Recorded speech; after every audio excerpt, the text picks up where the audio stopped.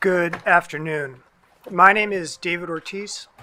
I'm the Director of the Office of Electric Reliability here at the Federal Energy Regulatory Commission. We're happy to welcome you to FERC's annual Commissioner-led Reliability Technical Conference. The purpose of this conference is to discuss policy issues related to the reliability and security of the bulk power system. Before turning it over to Chairman Glick and the Commissioners for opening remarks, I will outline some logistics for the conference. This is a one-half-day conference and is scheduled to end at 5 p.m. We'll have two panels. Panel 1, Managing the Electric Grid to Advance Reliability, and Panel 2, Managing Cybersecurity Threats, the SIP Reliability Standards, and Best Practices for the Bulk Power System. This conference is open to the general public and is being webcast and transcribed. Only the commissioners, panelists, and a small group of commission staff will have the ability to speak today. We do not intend to discuss the specific details of any pending contested proceedings before the Commission. If anyone engages in these kinds of discussions, my colleagues Jonathan First or Leanne Faugust from the Office of General Counsel will interrupt the discussion and ask the speaker to move on to a different topic. Panelists will not be asked to give opening statements. To facilitate dialogue between the commissioners and panelists, after introductions, we will go directly to questions and answers. Reminder to panelists and to the Commission to press the button next to your microphone prior to speaking and to depress it when finished. And before I continue, I want to thank the staff who've helped to organize the conference, the indefatigable Lodi White, Barry Kuhnley, Lee Kramer, Maggie Steiner, Mary Agnes Nimis, Eddie Lim, Simon Slobodnik, Mayur Manchanda, Gina Dixon, Ashley Wright, Michael Gilday, Leanne Faugust, Sarah McKinley, and Thomas Mallock. I will now turn it over to Chairman Glick for opening remarks. Thank you very much, David, and welcome to everybody. And first, I want to thank you, David, and the rest of the team, some of which you identified earlier, for putting this together. It always seems very smooth when we have these technical conferences, but it takes a lot of work behind the scenes. So thanks for doing this. Secondly, I want to thank all the panelists, both in the first set of panelists and our second set of panelists as well, for agreeing to participate today. Again, I know everyone has a busy schedule, and some of you traveled in from very far away, so appreciate you doing that. You know, we have at FERC, we have a number of very important responsibilities. I think maybe the most solemn responsibility, though, is the activity that we are involved in with regard to the reliability of the bulk power system. Obviously, when people turn on the lights, they expect the lights to go on. It's even more important because it's not just a matter of convenience; it's a matter literally of life and death, as we've seen recently. And you know, we're in the midst of why we're here today. We're in the midst of some challenges associated with the reliability of the grid, in large part due to extreme weather associated with climate change, and also in part due to the transition that's underway throughout a good part of the country, the transition to a cleaner energy future. And there are some challenges associated with that, certainly. And I think from a weather perspective, we know that the weather's not going to get any better, that the drought, wildfires, hurricanes, we saw a hurricane or a tropical storm would hit Florida today in November. Come on, how often does that happen, right? There's a lot of things happening, and we also know it's not going to get any better. It's going to get worse. At the same time, we know that, as I said before, there are challenges, but we also know that, you know, the resource decision making that is not a FERC responsibility, it's a state responsibility, and the decisions that utilities around the country are making in response to their customers, but in response to their corporate social responsibility ethics or guidelines. We know where this is all headed. We're not moving away from the transition that's underway to the cleaner energy future. So our job isn't to second guess and say, you know, you need to go back to the old ways. Our job is to say, and it's not just our job, I want to say our job in coordination with NERC is to say, this is the playing field that we have, and how do we ensure as much as we can that the lights stay on, that the grid remains reliable. And that's a lot of what we're going to be discussing today in today's first panel. Now, the second panel, we're going to be talking about cybersecurity, which is also a significant and growing threat. I think people are well aware of the challenges, whether they come from foreign adversaries, whether they come from individuals around the world or sometimes individuals in the United States. We know that the threats associated with cybersecurity against our critical infrastructure, including the electric grid, remains very high. And we also know that the threat keeps on evolving. and we need to evolve with it. So we'll be talking a lot about that in the second panel. I'm going to be here for the full first panel. The second panel, I may be in and out just a little bit due to some scheduling constraints. Commissioner Phillips is going to chair the second panel today. Obviously, everyone knows that he has great experience in these issues, having been with NERC and having in some of the other roles that he's had over the years. So look forward to the discussion today. I want to thank all of you again for coming today. And we're going to turn around for comments from our colleagues and start with Commissioner Danley. Thank you, Mr. Chairman. So the only thing that I'll say is that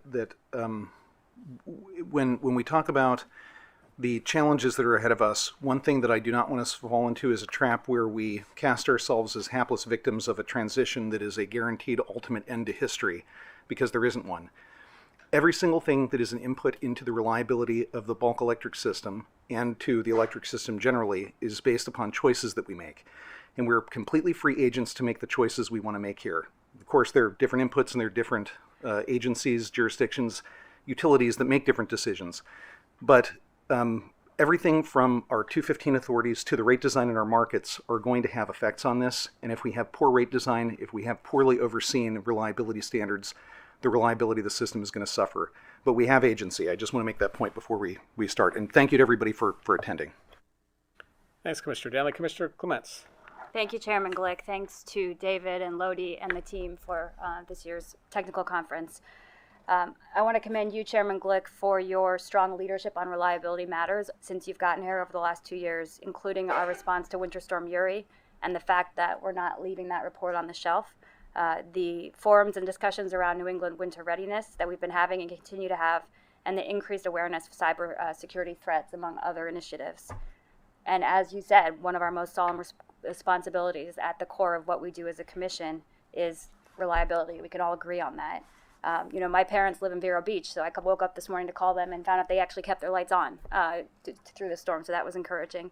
We have to figure out how to shore up reliability in light of the challenges, the changing weather patterns that we face, the need to evolve the system related to a changing resource mix, the reality of the supply chain constraints that the system faces that members of the industry face today. And I know we're going to dig into that in more detail in a couple of weeks. But this commission has long viewed resource adequacy as, and what it is important, because we all talk about it in different ways, right? It's the ability to meet customers' energy needs at all times. And it's becoming increasingly clear that existing resource adequacy constructs were designed without the impacts of extreme weather in mind, without the view of the system of the changing resource mix, are not enough to ensure resource adequacy going forward. We know that preliminary, NERC data in all of the NERC regions suggests that our reserve margins are in good shape, but that's not the issue. As we discussed in our as FERC staff discussed in our winter assessment, adequate reserve margins just do not guarantee reliable operations, especially in these extreme weather events. So in my view, the wrong answer to this energy problem is to make this all about one type of resource, whether it's the variability or the dispatchability of wind or solar or natural gas or anything else. Focusing this debate in this way assumes that all aspects of system design, the whole universe of market design, of system planning, of operational protocols, remain static in the face of change. We need to aim for flexibility in a dynamic system, and that requires using all the tools in the reliability toolbox. That means getting the most out of our grid through grid-enhancing technologies. It means systematically leveraging demand-side opportunities when available, appropriately accrediting resources and procuring the attributes the system needs, and ensuring sufficient transmission development. Just last week, I visited a utility that's putting GETS into action, and I'm really excited about that. I'm excited about the cost savings that are coming from that. We all saw in CAISO this summer the effect of a request for reduction in conservation in minutes on the system, just when the system needed it most. I know you all are experiencing things in your regions and through your organizations that you can share with us on that front. So I look forward to hearing about that today. And I just would be remiss without mentioning that tomorrow is Veterans Day. We have a lot of veterans here at the Commission working on these reliability issues, as well as around the country in utilities. The partnerships out there are pretty impressive. So thanks to our veterans who are participating, including my colleagues. That's right. I was going to add that we have two colleagues that are veterans, Commissioner Christie and Commissioner Danley, so we should honor them as well. Thank you, Commissioner Clements. Commissioner Christie. Okay. Thank you, Mr. Chairman, and Commissioner Clements is correct. Tomorrow is Veterans Day, but more importantly, today is Marine Corps birthday. So, happy to those of us who are Marines. So happy birthday, Marine Corps. The two most important things we do under the Federal Power Act is we promote reliability and we protect consumers from unjust and unreasonable rates. Today, we're talking about reliability. I said several months ago in reaction to one of many NERC warnings that this country is heading for a reliability crisis. I think we're several months closer to that reliability crisis today than we were when I said that 6 months ago. It's not just New England, which has been much in the news recently about the reliability threats that they're facing this winter potentially. It's in other RTOs and ISOs. So it's not just New England. It's absolutely fitting that we're spending this session on reliability. I look forward to hearing from all the speakers today. Like the chairman, I will be here for the full first panel. I will be here for part of the second panel. And with that, I thank everyone for all the work you did. I thank, well, first of all the work staff did to get this ready, but also thank all of you who are speaking because you did a lot of work to get ready as well, and appreciate that. And that also applies to the people on the second panel. So thank you for being here. Thank you for the work you did, and look forward to hearing from you. Thanks, Commissioner Christie. Commissioner Phillips. Thank you, Mr. Chairman. I woke up today, I felt a little bit like a kid on Christmas. I was way too excited to come to this conference today. Just let you know what my life is like, right? Thank you, everybody, for being here. I thank the staff for all the work that went into establishing and coordinating this impressive group. For me, I think much has been said about mistakes that have happened in the past. Much has been said about some of the near misses and misses that we've had on our system. For me today, what I would like to focus on is the future. I would like for you to help me see around the corner. I want to know what your thoughts are on best practices that we can use, that FERC can share. Help us see where the gaps are with our regulatory regime so that we can make sure that we direct the right and specific changes to our reliability standards, which I don't think anybody can argue are a great foundation. And so with that, I will stop right there, and I look forward to the discussion. Thank you, Mr. Chairman. Thank you, Commissioner Phillips. And I'm going to turn it over to David to get us started. Thank you so much, Chairman Glick and Commissioners. As a prelude to Panel 1, James Robb, the President and Chief Executive Officer of NERC, will discuss bulk power system reliability, security performance, and associated challenges, highlighting conclusions and recommendations from NERC's annual State of Reliability Report and the 2022 ERO Reliability Risk Priorities Report. Mr. Robb.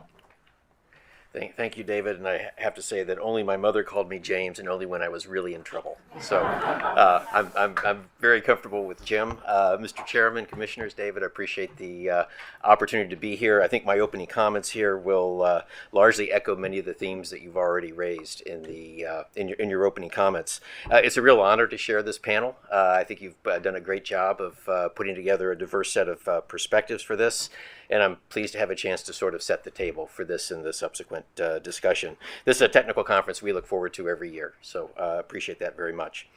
I'd have to say that in summary from the perch that I occupy that we're clearly living in extraordinary times in terms of the evolution of the electric industry. The transformation of the power system, as you've all noted, is occurring at a very rapid rate. We're systematically replacing well understood large central station generation with a new, largely cleaner resource mix. These new resources unquestionably bring extraordinary societal benefit for a changing climate and to mitigate climate change risk, but they have very different operational risk characteristics, and they integrate with the grid in very different ways. They integrate through power electronics as opposed to the large spinning mass of the generation that we've built the system around. And we need to learn more about their operating characteristics as we continue to add them to the grid. Secondly, as you've all noted, the weather conditions that the grid needs to operate under are becoming more extreme, and extreme doesn't mean infrequent. These weather systems appear to be what we term broader, deeper, longer.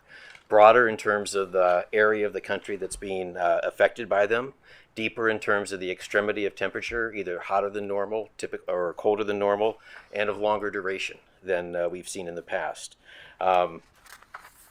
These weather systems, in addition to affecting demand, also have a direct impact on fuel supply as we continue to add wind and solar resources to the grid and increasingly rely on natural gas and a handful of gas pipelines to keep the lights on.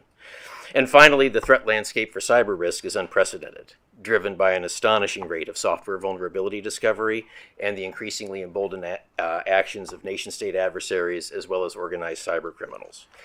Given all that, I have to say that I'm enormously proud that overall the Bulk Power system remains remarkably reliable and resilient, despite continually being tested by these challenges that you and I have described. I'd like to stress for the Commission three main risks that I believe we need to collectively manage and manage in tandem. And I think they set the primary priorities for Bulk Power system reliability. The first is that the pace of the transformation of the electric system needs to be managed, and that transition needs to occur in an orderly way. Secondly, the new resources that are replacing retiring generation must provide sufficient energy, but not only energy, they have to be able to provide the essential reliability services that are so necessary for keeping the bulk transmission system stable.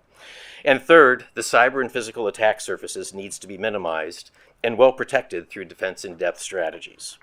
So let me comment briefly on the trends we're identifying in our reliability assessments.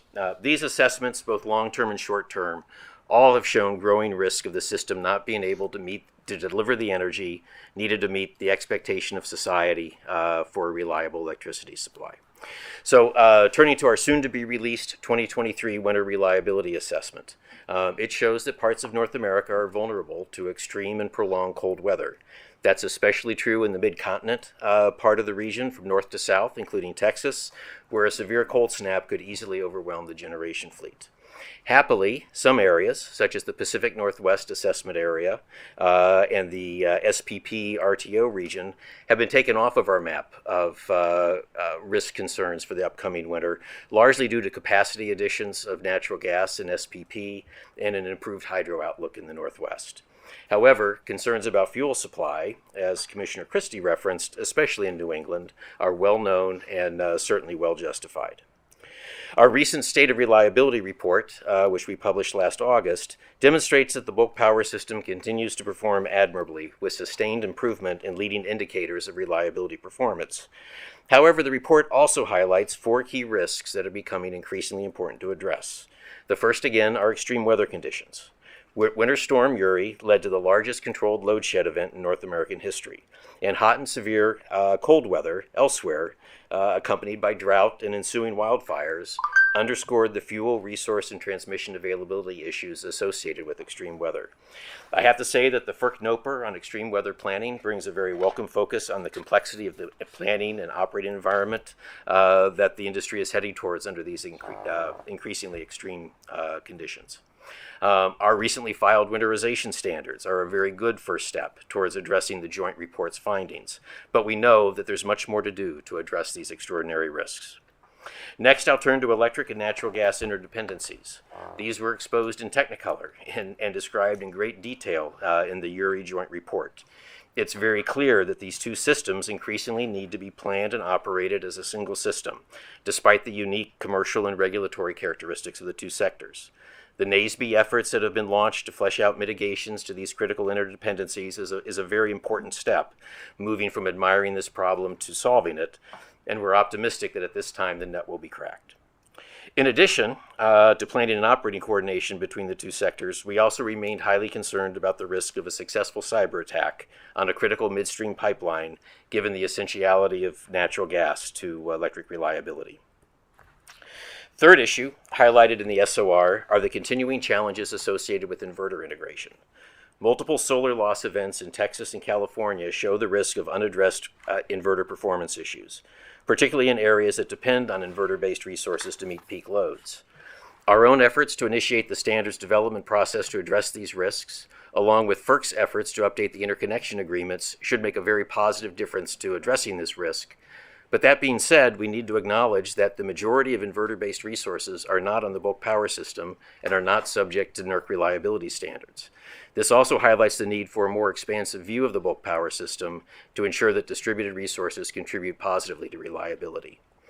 And then finally, I'd like to just touch on the highly concerning cyber risk environment demonstrated by geopolitical events such as the war in Ukraine and the ongoing tensions in Asia and the Middle East.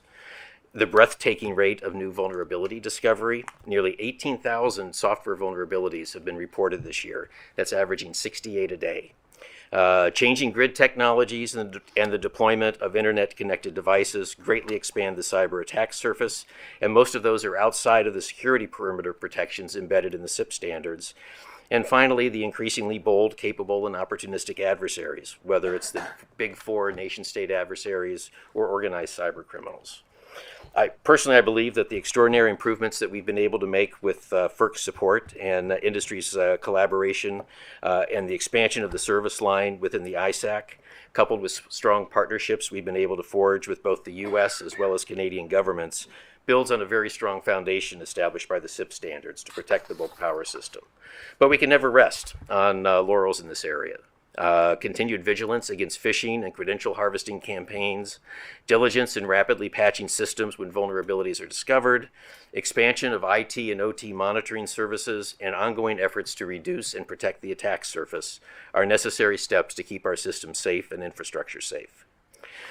Let me turn for a couple minutes to talk about our soon-to-be-published 2022 long-term reliability assessment, which will be taking a 10-year view of reliability trends. And it highlights several critical trends as well. First of all, vast amounts of clean energy resources will enable the continued transition of the generation mix as traditional resources retire. The scale of the interconnection queues across the U.S. is unprecedented, and the focus on the development of new wind, solar, hybrid, and energy storage systems shows the magnitude of investor enthusiasm to enable this grid transformation. As a result, the amount of variable energy resources, or VERs, with output largely dependent on weather and environmental conditions will increase, and the fleet of thermal resources and their provision of essential reliability services, along with dispatchable energy production, will shrink. The reduced fuel diversity and dependence on weather conditions for primary fuel supply creates a real need to shift our reliability focus, as Commissioner Clements mentioned, away from capacity on peak to really 24/7 energy supply assurance. It also highlights the need for a separate focus on essential reliability services, which no longer naturally come along with generation capacity in the way they have in the past. We're very concerned that resource planning studies do not yet adequately address and capture the risk of widespread long-duration weather and related resource reductions, which affect all kinds of generation, as we saw in Winter Storm Uri. The assessment shows that in areas with a high dependence on natural gas and/or VERs, planning reserve margins are unlikely to be sufficient to reliably support energy resource availability and energy delivery. And all this, of course, is taking place in the context of increasing electricity demand and likely higher expectations of reliability performance given the electrification policies in many jurisdictions. While with the changing generation mix to be likely less dispatchable and improving communication and control technologies, we also believe that demand-side resources and actions will likely need to play an expanded role in balancing the system and preserving reliability, as they did in the heat event in California this past September. From these observations, I hope that it's clear that the entire ecosystem of industry, regulators, and stakeholders must unite and act to solve reliability challenges arising from the grid transformation, which is well underway, and an increasing complex set of weather interactions during a time of climate change and an extraordinary threat landscape in the physical and cybersecurity arena needs to be considered.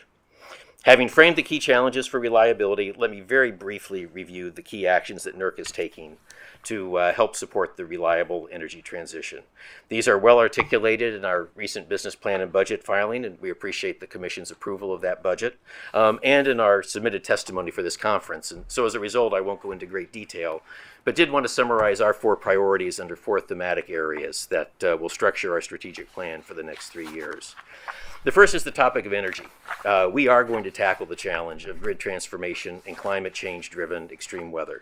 This is going to include more in-depth BPS situation awareness, expanded analytics and modeling of new and emerging technologies, and responsive emerging risk mitigation through guidelines, standards, and use of the NERC alert system. Second, in the area of security, we are going to enhance our focus on supply chain risk, information and operational system monitoring, cyber design, and evolution of the SIP standards to make sure that we're addressing the real risks associated to the BPS. We will continue to invest to strengthen the ISAC and support promising collaborations with the federal government, such as DOE's Energy Threat Analysis Center and DHS's Joint Cyber Defense Collaborative. In addition, we're continuing committed to strengthening NERC's internal security protections, recognizing the extraordinary sensitivity of the data that we steward on behalf of the industry.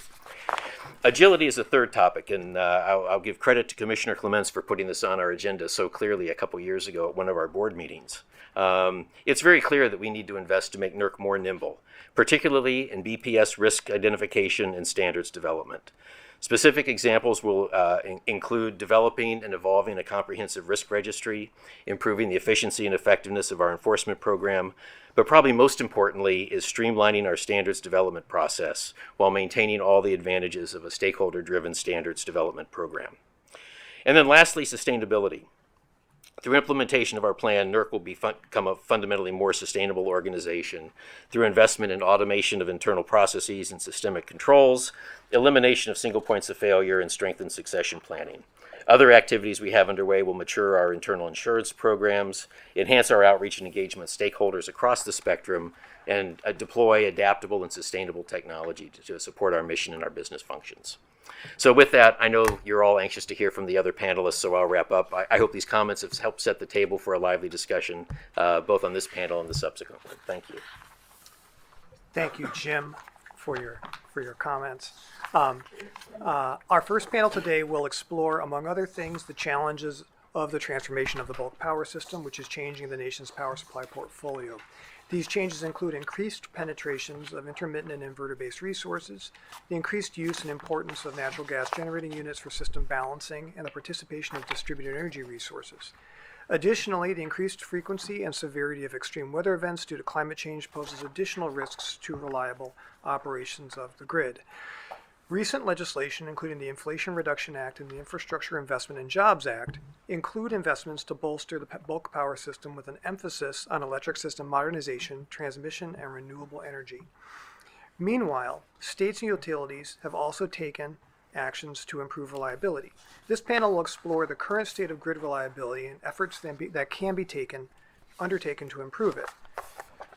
Let me start by welcoming our panelists. In addition to Mr. Robb, we have Nelson Peeler, Vice President and Chief Transmission Officer of Duke, Michelle Bloodsworth, President and CEO of America's Power, Mark Ahlstrom, Vice President of Renewable Energy Policy, NextEra Energy Resources, Tricia Johnstone, Director of Operational Readiness at the California Independent System Operator, John Harlow, CEO and General Manager, Public Utility District Number 1 of Snohomish County on behalf of the American Public Power Association and the Large Public Power Council, Chairman Emil Thompson of the Public Service Commission of the District of Columbia on behalf of the National Association of Regulatory Utility Commissioners, and Travis Fisher, President and CEO, Electricity Consumer Resources Council. As a reminder, when you're speaking, please activate your microphone or else the ugly goblin behind the glass will come to get you. And now, thank you. Thank you so much. I will turn it over to Chairman Glick. Thank you, David. We'll keep an eye out for the goblin over there. I wanted to start out, in the introductory comments, and then Jim pointed out a number of things that NERC is taking a look at. In the introductory comments, several of the commissioners mentioned some of the activities the FERC is undertaking, Commissioner Clements in particular. And, we've been looking at market changes. We've been looking at potential rules related to ensuring utilities take greater action in terms of getting ready for extreme weather. We've been looking at transmission, how do you incent transmission into regional transmission, for instance, a whole bunch of other issues. And I'm curious, I want to ask each of you more kind of a general question. What you think that NERC and or FERC aren't looking at that we should be looking at? What should we be prioritizing that we're not? And if, Mr. Peeler, if I could start with you and then work the way down the panel. Yes, I certainly think that Jim's identified the top issues. I'll just focus a bit on the resource adequacy, energy adequacy for a moment, and just note that I think the key success there is an integrated resource planning approach that it captures all available supply side and demand side resources in that consideration. So I think that might be an area that we can focus more on. It is both the supply side, the fact that resources are becoming more variable or dependent on weather, but loads are changing as well. And in order to effectively plan, we need a wide look all the way from the consumer behavior to the supply side resources as well. So that full integrated resource plan, system planning perspective from end to end, I think is the key to success. Thank you. Ms. Buttsford?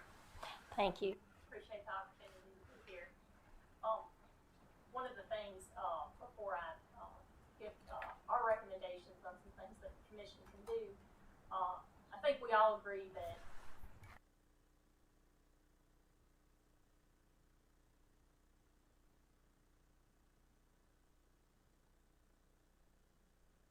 Microphone.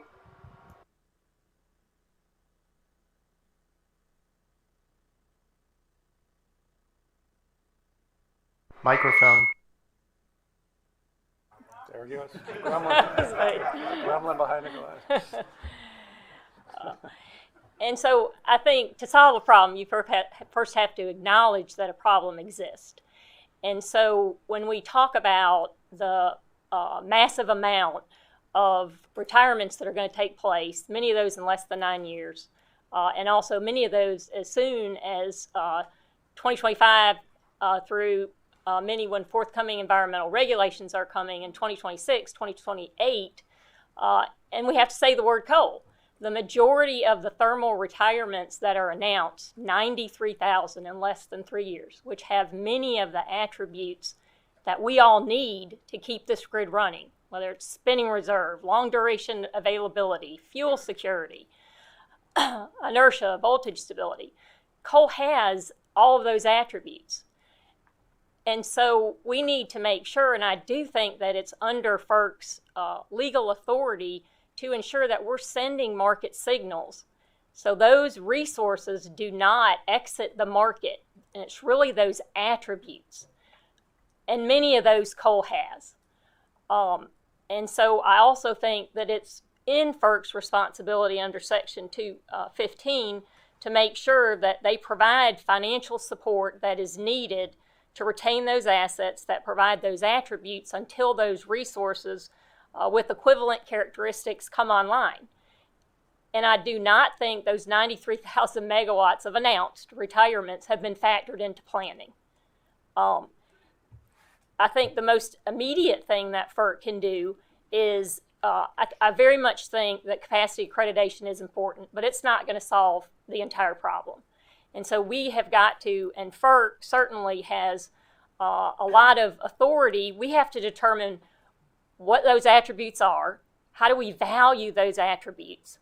You know, MISO has identified, and I certainly commend MISO, you know, they have seen a shortfall through 2040 of 71,000 megawatts of looking at accredited capacity, what's going to be built, and they are very concerned not just about the capacity, but the quality of what those attributes are. And so I would encourage FERC to look at and really dive into which of those attributes do we need. They've identified fuel assurance, availability, ramp-up capability, voltage stability, long-duration energy at high attributes. And again, coal provides 5 of those attributes. Certainly other resources, they all complement each other in different ways, but we've seen a lot of policies, you know, coming out of the FERC that we feel like are sending a signal for the industry that I represent, the coal supply chain and coal electricity, to instead exit the market. And so we feel like if FERC can play a large role in looking at those attributes, determining how we value those attributes, you know, there could be different products for those attributes, but we're going to have to do that with a sense of urgency. You know, I think that we all understand that there is a reliability threat Certainly, there are a lot of things that Jim Robb pointed out, but we can't just talk about it anymore. We're going to have to act, and we need FERC. We certainly want to be a partner in that, but it's really going to take all of us together to make sure that we're not headed toward the reliability crisis that a lot of people have talked about. Thank you. Thank you. Mr. Elstrom? Thank you. I actually agree with Michelle that we do need to actually get down to defining what essential reliability services are. I was co-editor of the great work that NERC did on essential reliability services a few years back. We have a general sense, but we really have to define it.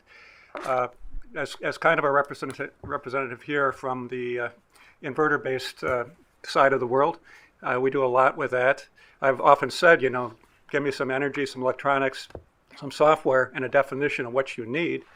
We can give you anything you want. We just really haven't clearly defined what is essential, right?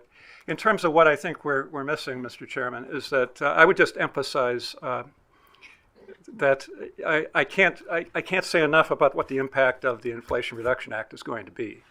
I mean, on the industry side, where we're building a lot of these renewable projects, our charter now is to scale up by 300% from what we've ever done before, as fast as possible. And it's not that we're pushing these projects into the system. I mean, we only build when customers want these projects.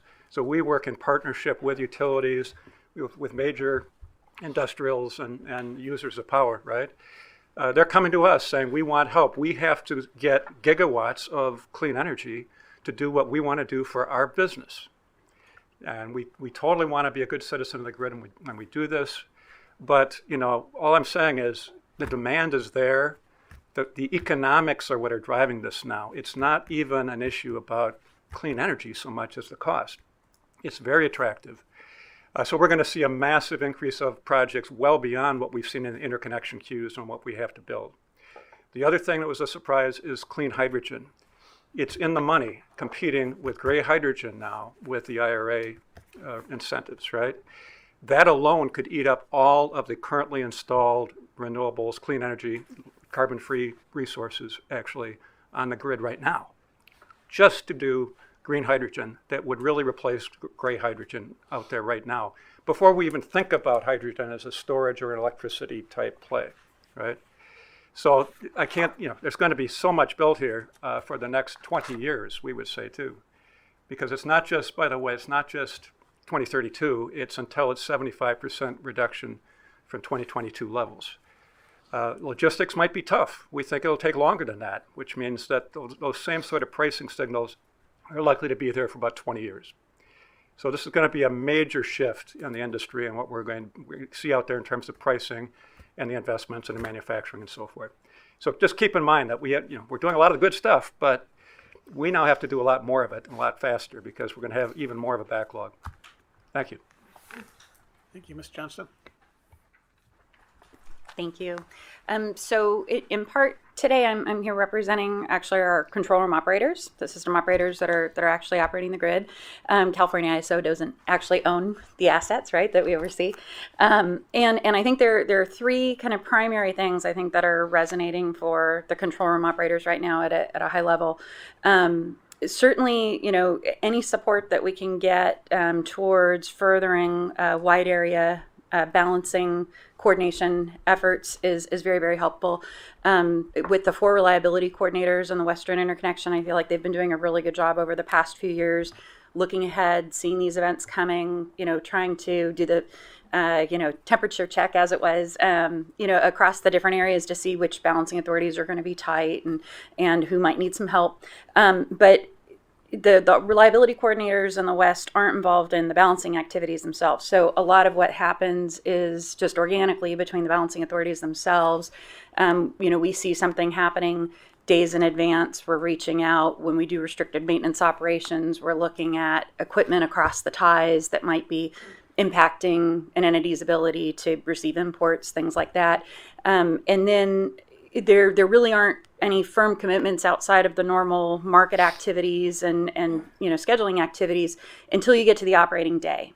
And so, the more we can do in that plan time frame, when we're doing the operations planning analysis in the day ahead time frame, On the real-time operating day, we really want the operators kind of focused on the task at hand and really prepared for any sudden onset events.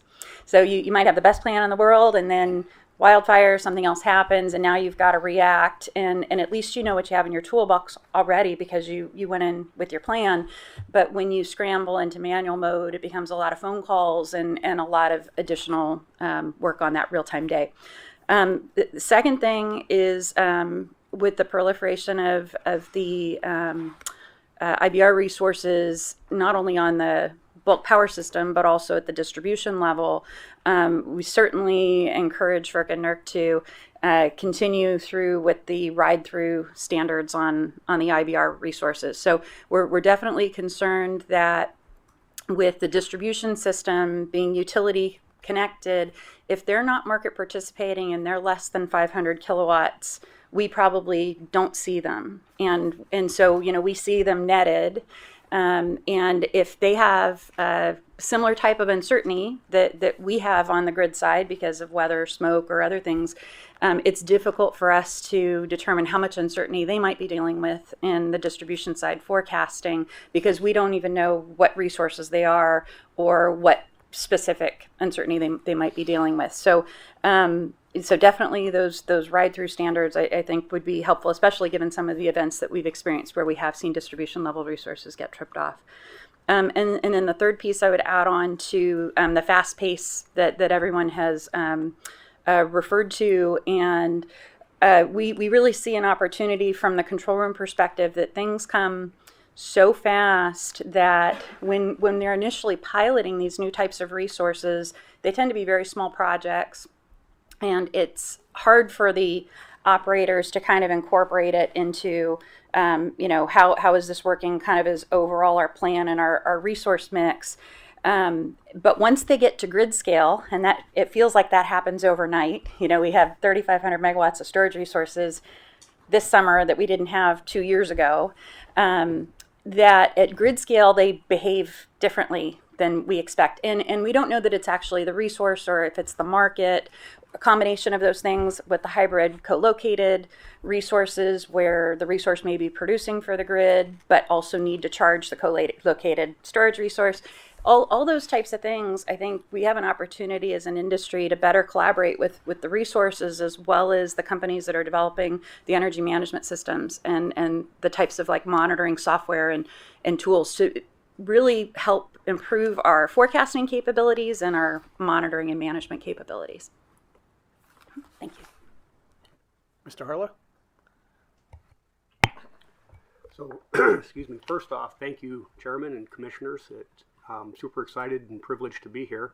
I'm going to start by apologizing and saying it is appropriate that we are having a reliability conference. Snohomish got hit by a pretty significant wind event last Friday night, 80-plus mile-an-hour winds, over 250,000 customers, and for many, I know that doesn't sound like a lot, but when we only have 370,000 customers in total, it's fairly significant. So the last 6 days, and we're still in the process of getting things finished up, but the last 6 days I've spent mostly in the operations center, control center, and out in the field, so not much sleep. So if you hear my head hit the table, it is not out of boredom. It is lack of sleep. I'm going to pile on to a few of Jim's comments that he started the discussion with. We think at the forefront of the Commissioner's considerations are three things: extreme weather, both summer and winter, and grid resilience, and then transfer capabilities between regions, and inverter-based resources. And we know a lot has been underway by both FERC and NERC and the industry to address these issues, and Public Power is engaged in those efforts. First, the extreme weather, super important, are getting these cold weather standards. We got the NERC board passed phase 1 of those cold weather standards. We think that's great progress. Certainly more work to do, and we're going to continue in those efforts. The electric gas, or the dependency on gas, again, another super critical area, especially as we continue to rely on gas.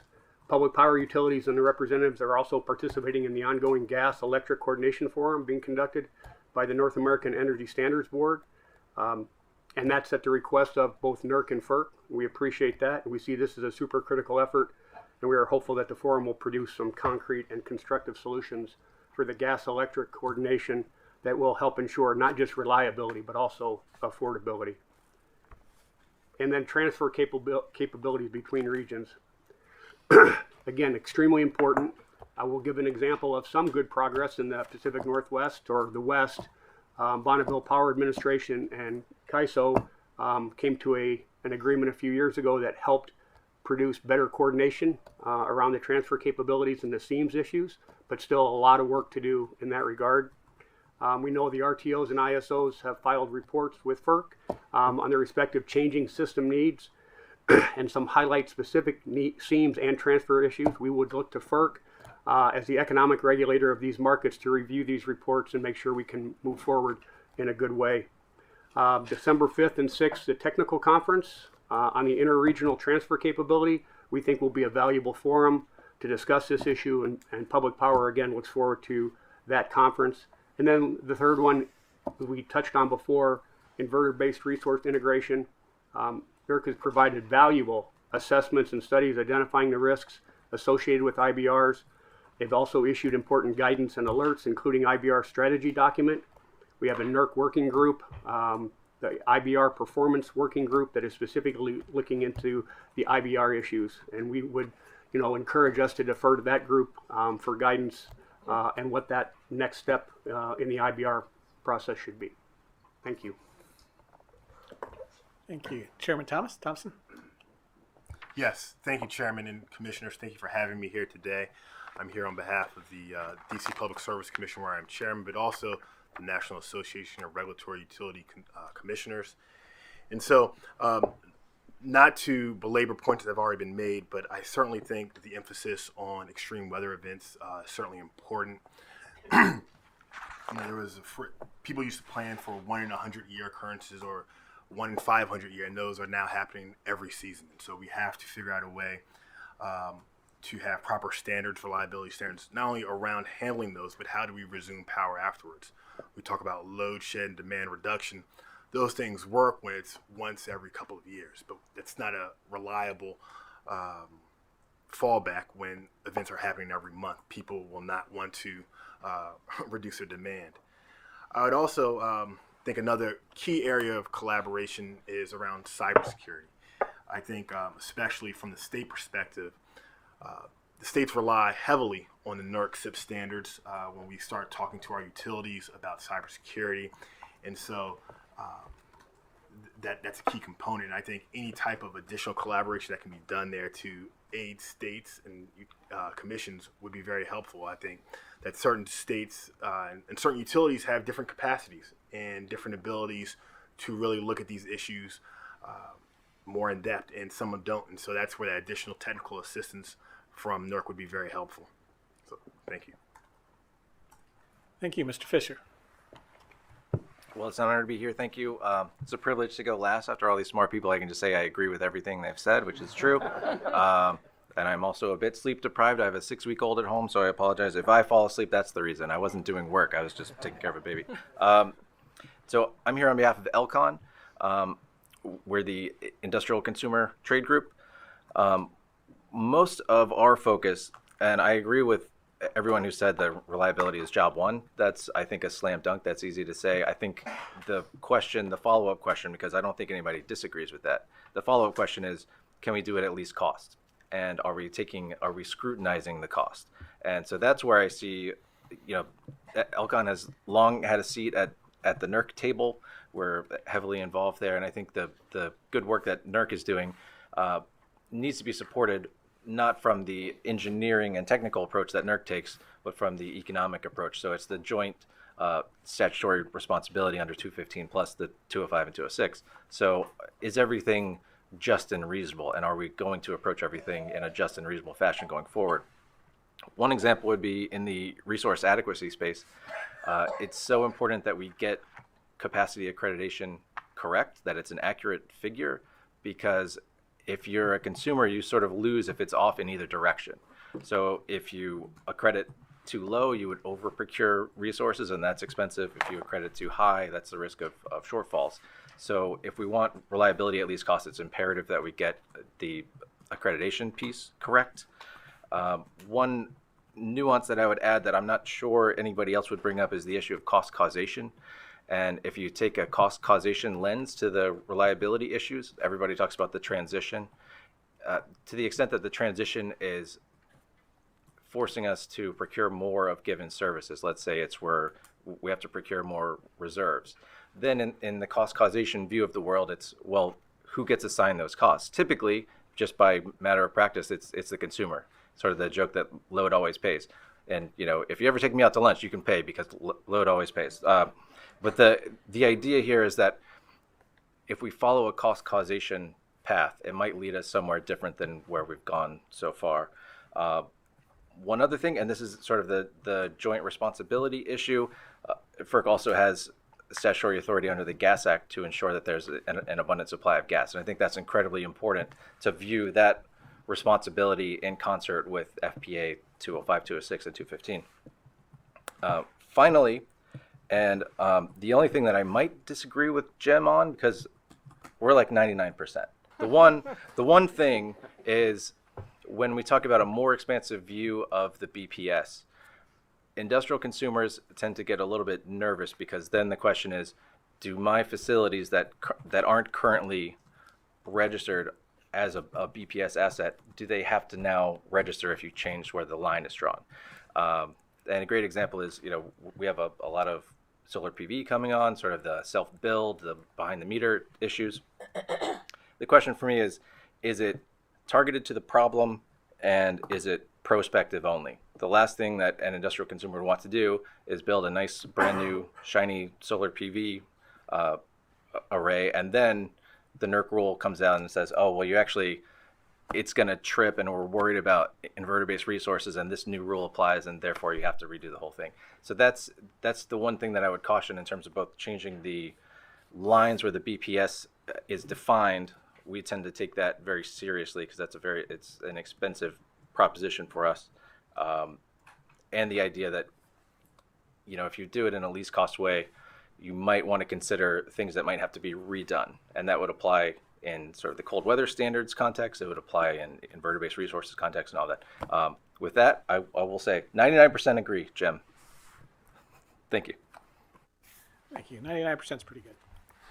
I know I want to leave enough time for questions from all of our colleagues, but I did have two other questions, one of which I'll try to do relatively, the first one very quickly.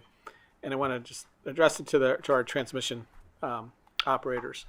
And essentially, I wanted to get a sense of the role that transmission, especially interregional transfer capacity, plays when there's a concern, a reliability concern related to weather or whatever it is. I know obviously the ISO can speak, but I think Mr. Peeler, Mr. Harlow, and Ms. Johnson, I think all three of you probably can speak better on that than I can. So whoever wants to go first. Sure, I'll go. No, you want to go ahead. Yeah, certainly. Transfer capability is very important, and certainly as we plan on being able to utilize transfer capability in our resource adequacy planning to be able to import and export during peak and non-peak conditions for reliability concerns. So I think it's very important. However, there's a limit. There can only be, you can't do 80% of your energy needs through an import. Physics of that start to be a problem. But it absolutely is an important consideration and should be a key component of any resource adequacy planning. So I absolutely believe it's very important. Yes, so California ISO transfer capability is extremely important, and through all conditions, winter, summer, high load events. We've got concerns about wildfires along, major transmission corridors that have created issues. We've also had, kind of WEC open loop procedures that we've had for many, many years. The WEC transmission donut has changed a lot over the years, and there are major transmission corridors now which run north-south and east-west, which really are beyond, kind of some of what those original procedures had defined. So even with the expansion of the Western EIM, with the most recent open loop event we had a couple of years ago, we went back and looked through to see, okay, for some of the WEIM entities, were they leveraging some of the mechanisms that they needed to control flows in conjunction with the reliability concerns, and all of that factors into the transmission capability.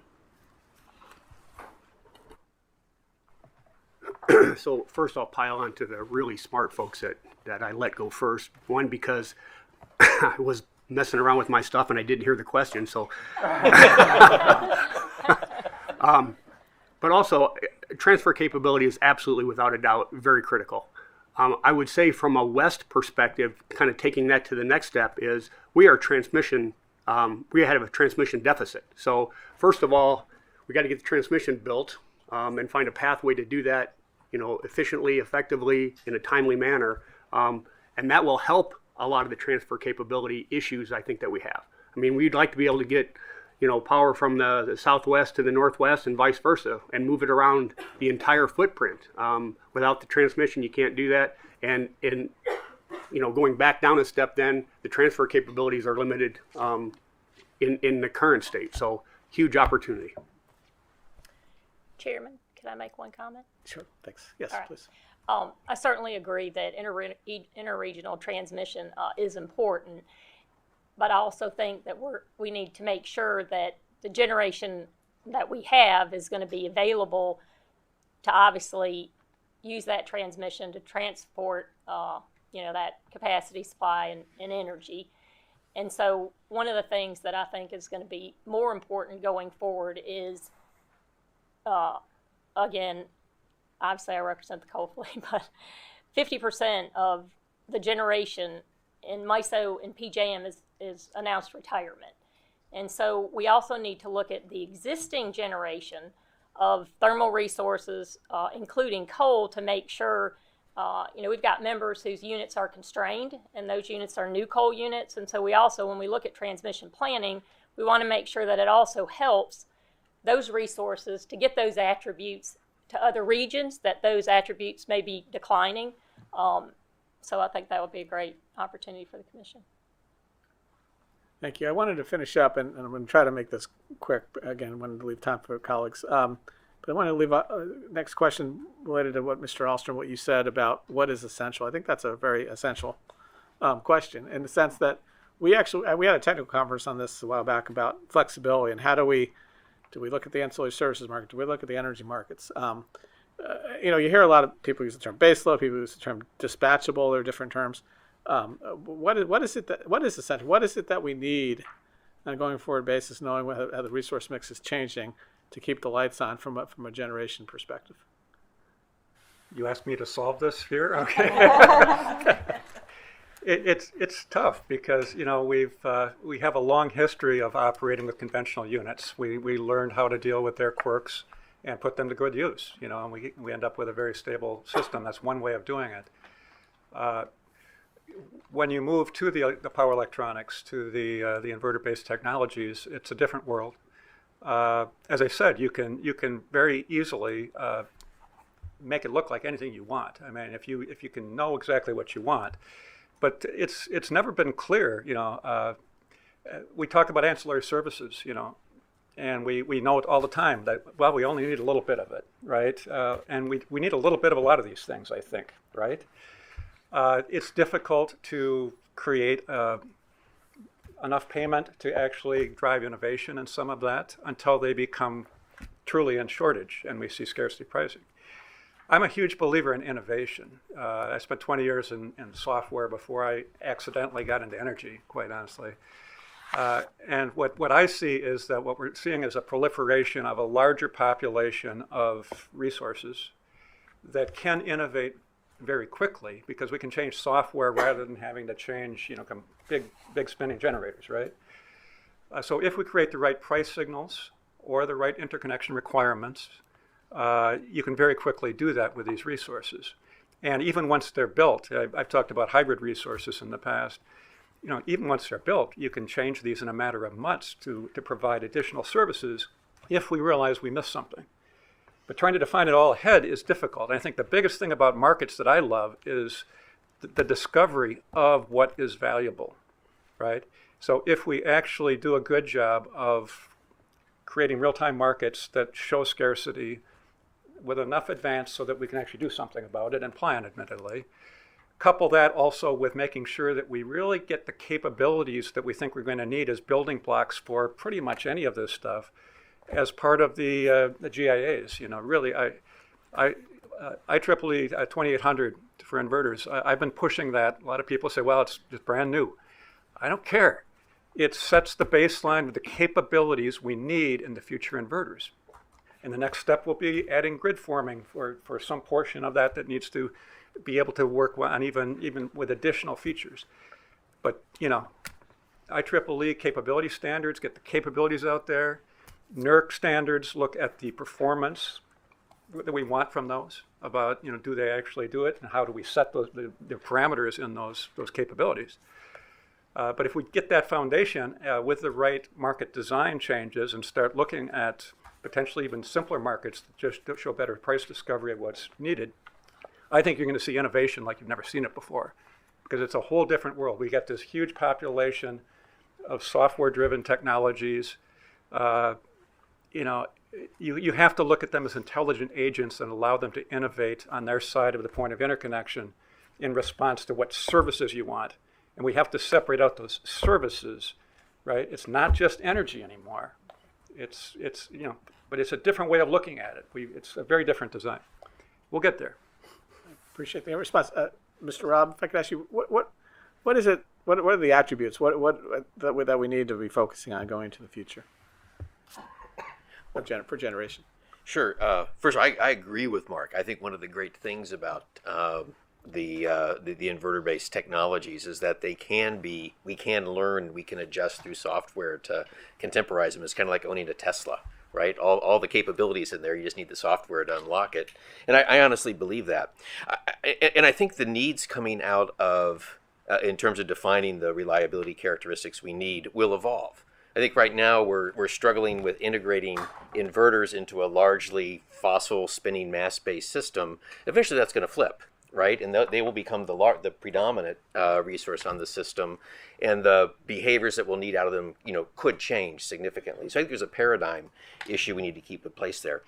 I think the second issue, and I'm sorry, I'm dancing around your question. I don't mean to, Mr. Chairman. The second issue, I want to underscore what Ms. Johnston said, which is predictability is really, really important. The having things on your system that behave in ways you don't anticipate is what causes control room operators nightmares.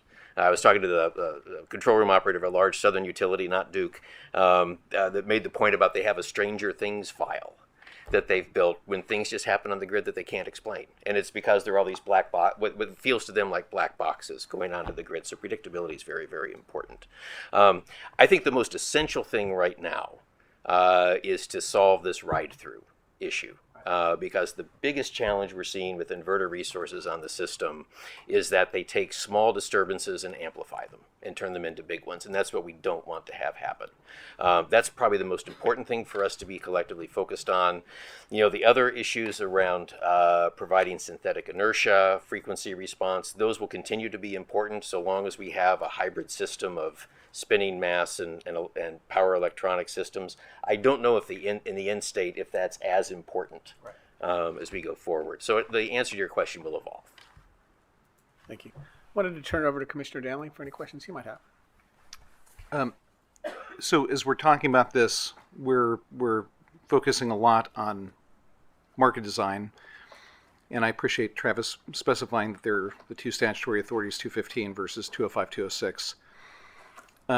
This is kind of open-ended, but I'm just curious what anybody's thoughts are on the subject of how our rate authorities, right? Because we have two different issues. We have the NERC standard 215 reliability standards. That's on one side, and then we have the incentives that we create through rate structures, and hopefully in our markets create the correct price signals, which is what your colloquy with the chairman was about. it is becoming more and more imperative that the rate structures properly reflect what our objectives for the markets are, and the markets were designed originally at a time when we were not quite at this choke point of which you could treat megawatts relatively fungibly and so forth. It's just not like that anymore. We're talking about attributes. Does anybody have any thoughts about rate design? And along with that, when we're talking about rates, we're also talking about cost. And so many of the plans that I know that people are hoping for, seeing come to fruition down the road are going to be very expensive. And so we have to balance the ultimate cost to the ratepayers and the proper incentivizing of generation with with attributes that we need. So any thoughts on this subject from any of the panelists? I realize it's a broad question, but I'd like to answer first because I'm sure I have the worst ideas and you guys can all improve on them. I think the one thing that I point out is as we split out, so in the organized market context, so this is out of the cost of service context. In the organized market context, the typical approach is you identify a need, you define it in engineering terms, and then you bid for it, you compete for it, and sort of that's the competitive framework. And I'm generally supportive of that. The open question, I believe, is when you split out multiple different products. So it's not just energy anymore. You have either a flexibility product, ramping, all the other ancillary services. It's an open question in my mind as to whether it could be due to market power concerns, other sort of functioning of the market concerns. But the original question that Elcon posed back in 2005 was the real test for the organized market experiment is when you rebundle all the costs, how do those compare to a cost of service model? And I think that is a fundamental question that FERC should engage in. And especially, does that change, even if status quo, you know for sure that organized markets yield the better result. Does that hold, and does it continue to hold as you add more and more products? Because the rebundling, at the end of the day, it all goes to load, and so we're concerned about sort of the all-in cost. Sort of once you rebundle, how does that compare to a cost of service model? And I believe that it's especially an open question as we move forward.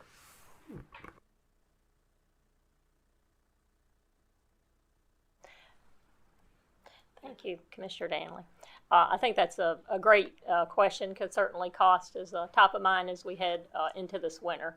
The way that MISO is looking at it, they've identified 13 different attributes in their resource adequacy subcommittee.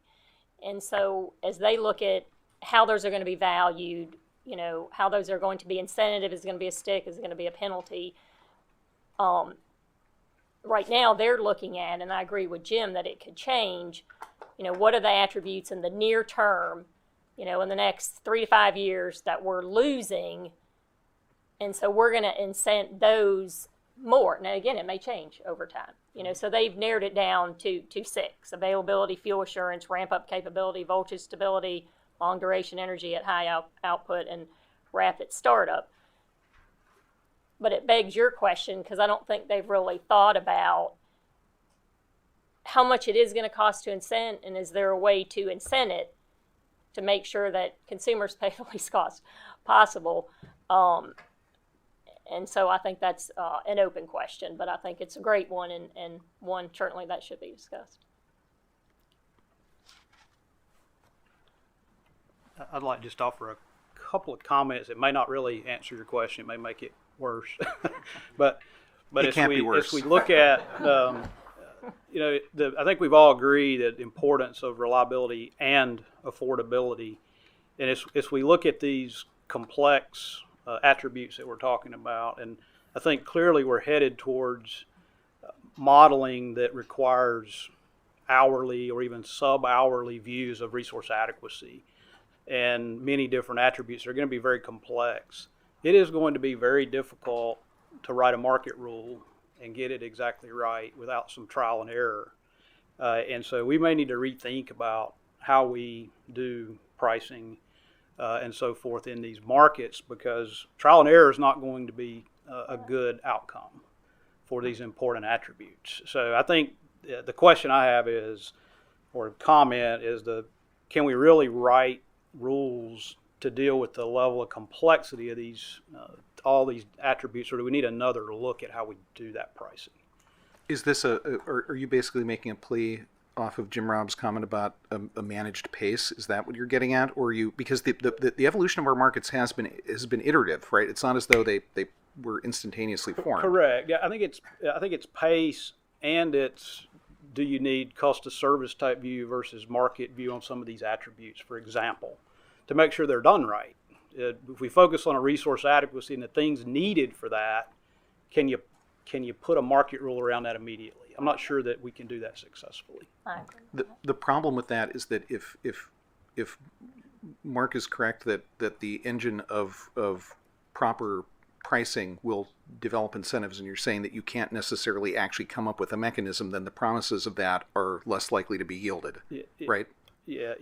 I think what I'm maybe not saying well is it's the pace of that, not necessarily ruling it out completely, but if we jump straight to trying to create a market, only drive these things by market rules, I'm concerned we won't be successful from a reliability standpoint.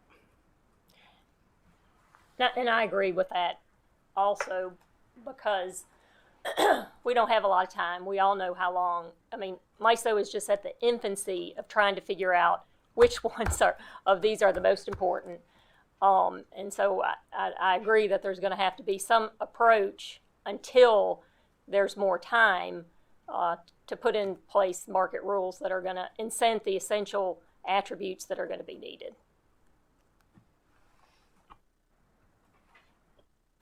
So rate design is definitely not my specialty because I'm on the operations side. But what I will say is, we have a price formation enhancements initiative going on that is in the early stages, but we definitely have teams of people that are looking to see, where are some of the inconsistencies, and is it an anomaly versus something that actually, needs to be addressed as a rule. I will say that operationally, as we're making decisions, under normal or abnormal or emergency conditions, we want to make sure that if our operators are taking manual actions, that it's not doing something that's to the detriment of the market, right? That sends the wrong signals. And so that was a discussion that we had following the heat event, because there was a tremendous amount of support that came through some state programs that were not in our purview, and it was between the state and the utility coordination, outside of our market. And we have teams that are reviewing that to see, okay, well, what effect did that have by having, additional load relief show or additional emergency megawatts show that maybe were outside of the ISO's purview, and did it have the wrong impact on prices? So I would say it's under continuous review.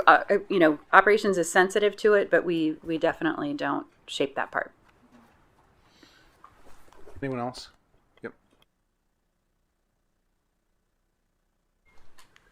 So I'll pile on here a little bit, and it's maybe to just offer the kind of the West perspective, and even some of the things that are going on. So first of all, I think it's an absolute critical issue, both from a resource adequacy perspective, and then how do we build to the markets that are going to help us as we transform the industry. The technologies that we're trying to put in place and utilize don't have these same attributes, as been said over and over. I know that is a big part of we're underway with the Western Resource Adequacy Program.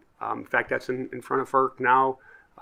We've got CAISO working on the EDAM. We've got SPP working on the Markets Plus.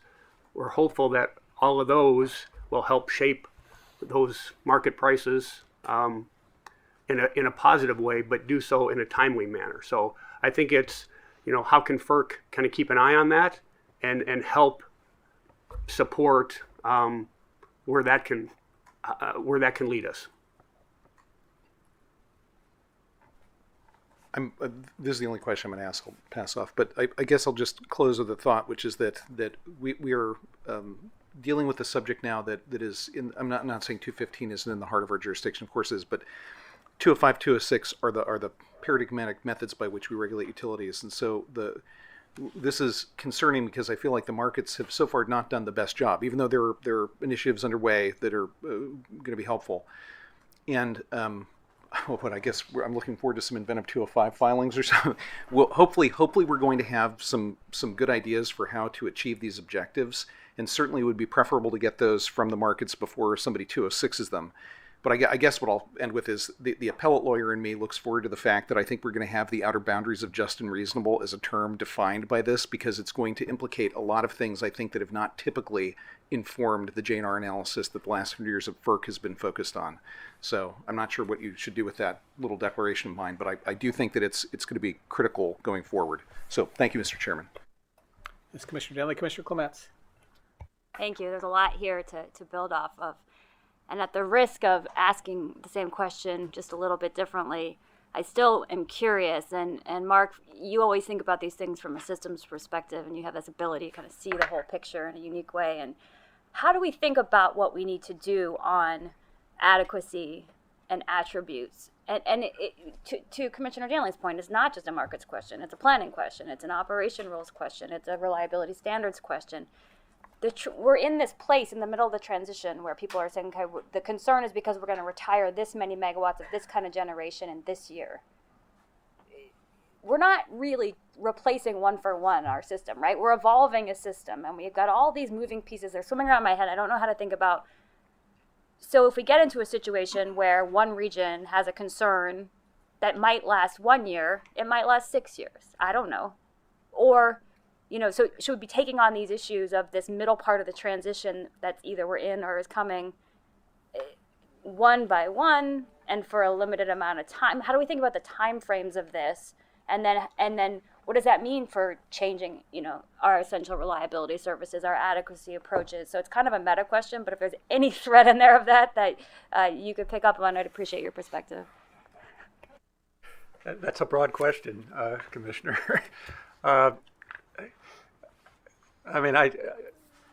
I have to admit, I've learned everything I know about power systems from going to Energy System Integration Group meetings and talking with the industry people on the technology side, the engineers.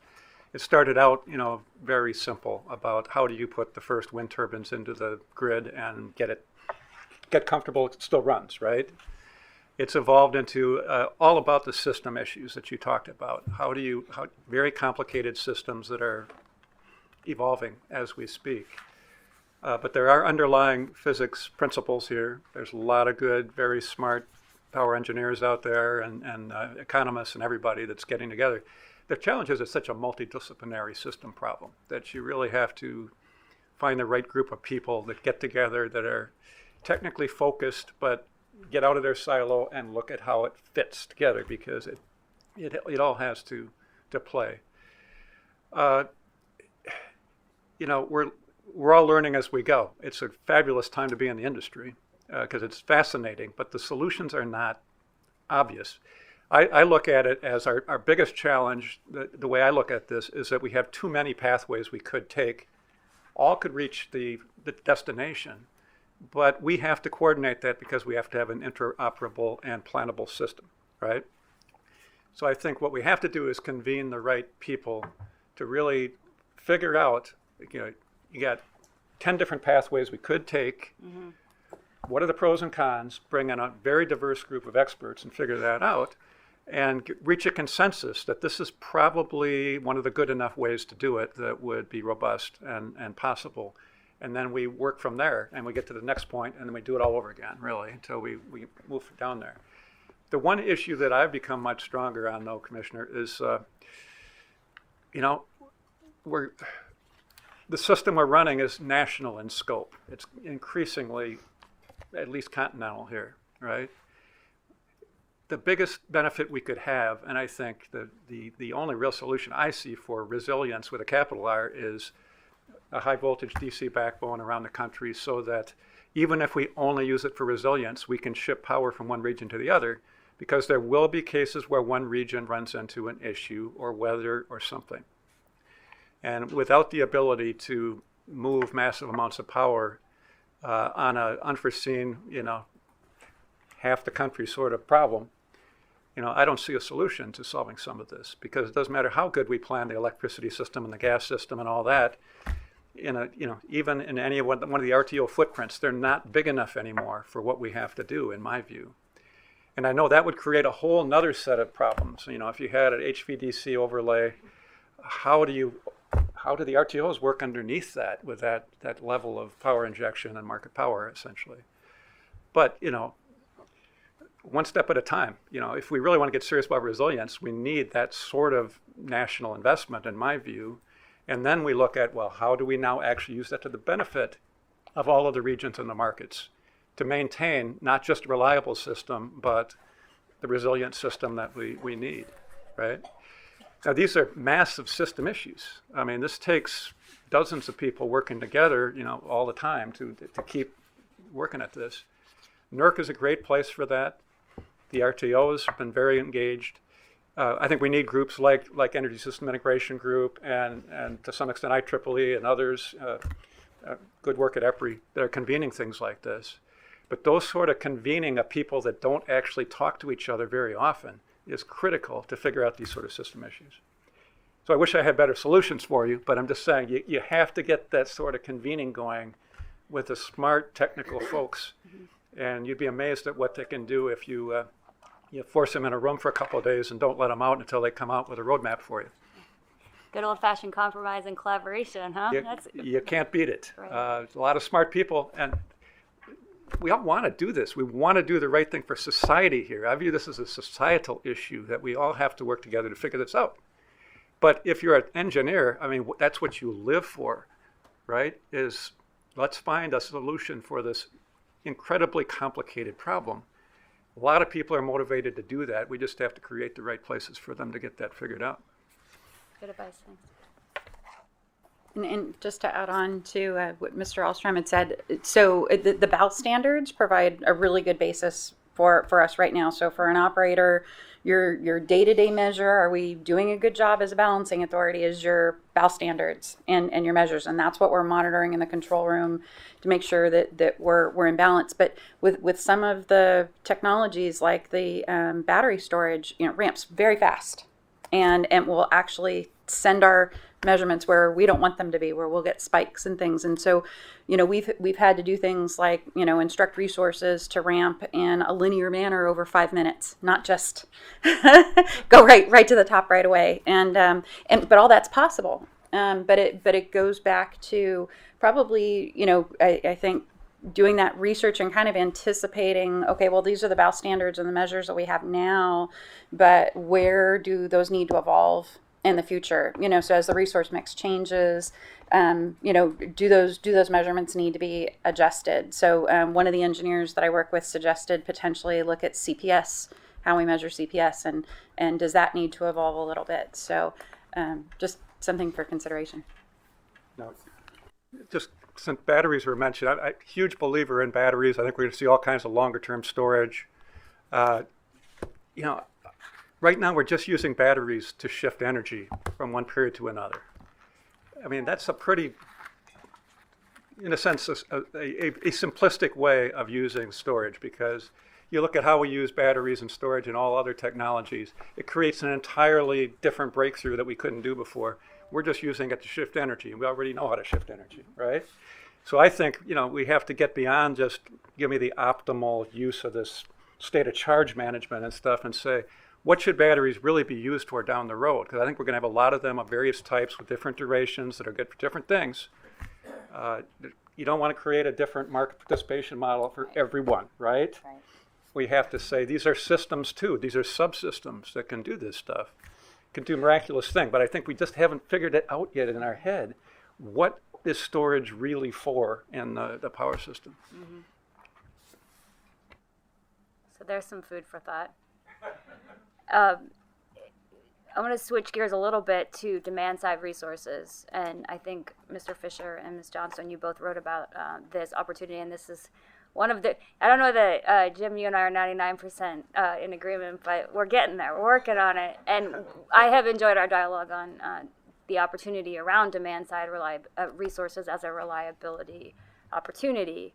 Now we know, when someone's trying to make me shut up, they usually say, well, you're not going to tell someone to turn down their air conditioning on the 8th day of a heat wave. Well, sure, you're not. But what about the 2nd and the 3rd day? And what if that saves then some generating resource in, hot conditions to wait for those other days? I have a strong desire to support ways of systematizing that participation so that we're not just kind of, putting out that text message and crossing fingers. And I'm just curious your perspective on whether or not the commission should be doing anything on that front. So I'll speak to the industrial consumer side of things. So some industrial consumers have very controllable load and flexible in the sense that it wouldn't ruin anything if they turned it off. Some are the exact opposite. So there's a high degree of variability even among sort of the industrial class as to who could actually do sort of the DR work. I think the other thing I would add is we tend to have a lot of behind the meter resources, so like CHP units that would tend to run sort of at the times that you would want them to. So we do think of ourselves as a reliable class and sort of the help here. I do think there probably could be more that we could do in terms of getting the demand response pricing right and things like that. And there are some even industrial loads that are part of DER aggregations. So I wouldn't think of us as sort of a pure DR play without the aggregator piece. So we do have some variability there too. But in general, I think we're comfortable being there when we're asked to be there. And in terms of grid operations, we're one of the more controllable loads. I hope that's a positive thing. I'll end there. Thank you.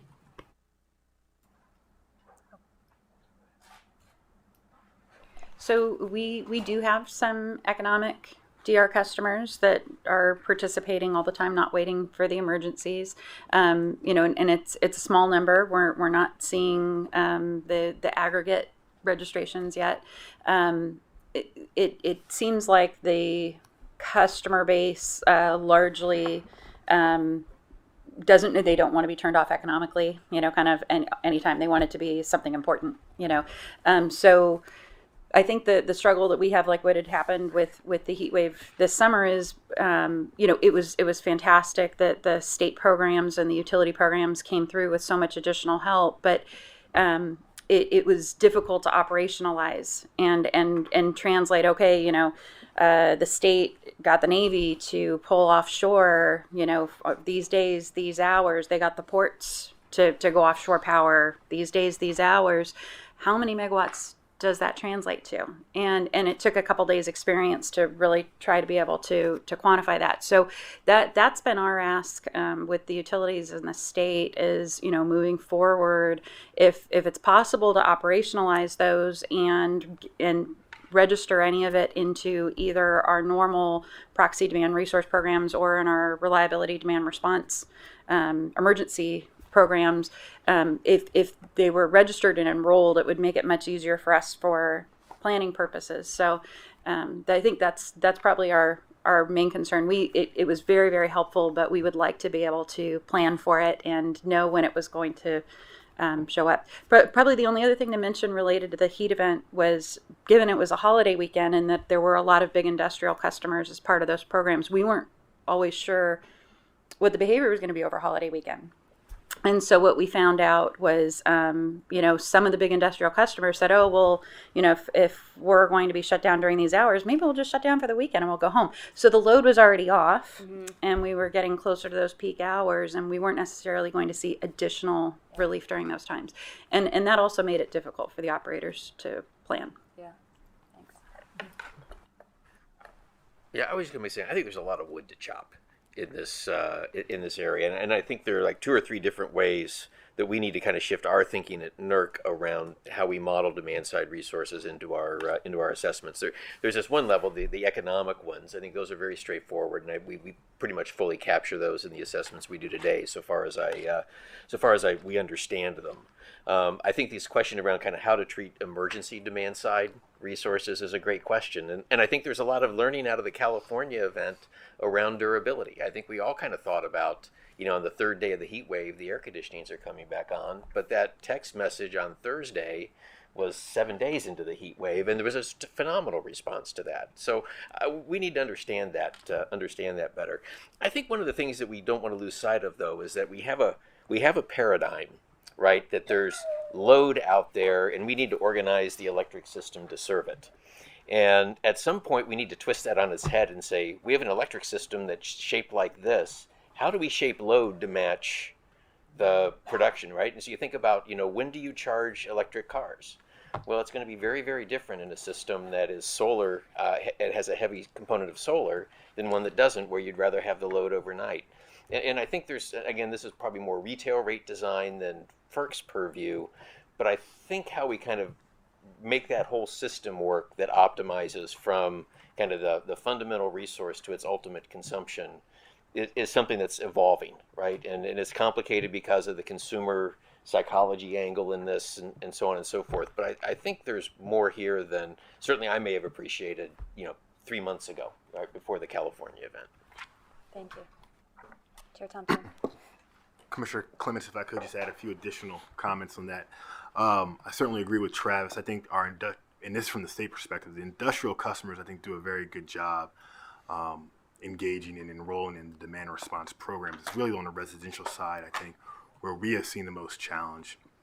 And it goes to what Jim said in terms of, what is that price signal? What does that rate design look like?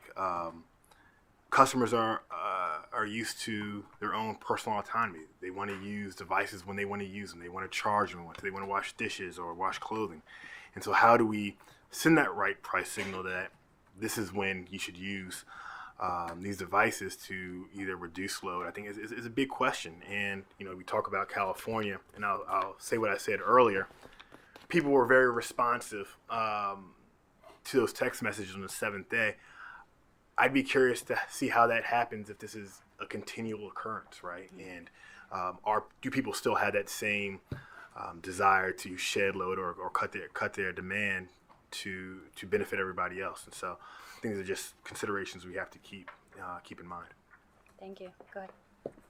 And there's a cost benefit layer you could add to this that I think might move it beyond the bulk power system. But when you do get to the unfortunate time when you have to do involuntary load shedding, I think one thing we learned from the Uri event was essentially that we had some people on circuits that never lost power over 4 days and some that had power out for the entire 4 days. And the question then is, how smart are we in terms of being able to minimize the economic impact of the event? We can't control the weather. What's the economic impact of the same event? Could you have structured it in a way that the load that you're shedding is actually the lowest value of lost load, so that the economic impact of the event is as small as possible in the sort of unfortunate case that you have to go into load shed? So I don't know if there's a FERC role to this, but there's an economic answer to the how do you do this in a smart way. Well, then you take it back to the planning phase and say time frame and say, okay, what are the economics of trying to plan to avoid some of those economic output situations? But there's about 13 regulatory bodies who have jurisdiction over that question at the same time, so that makes it tough. But thank you. Go ahead.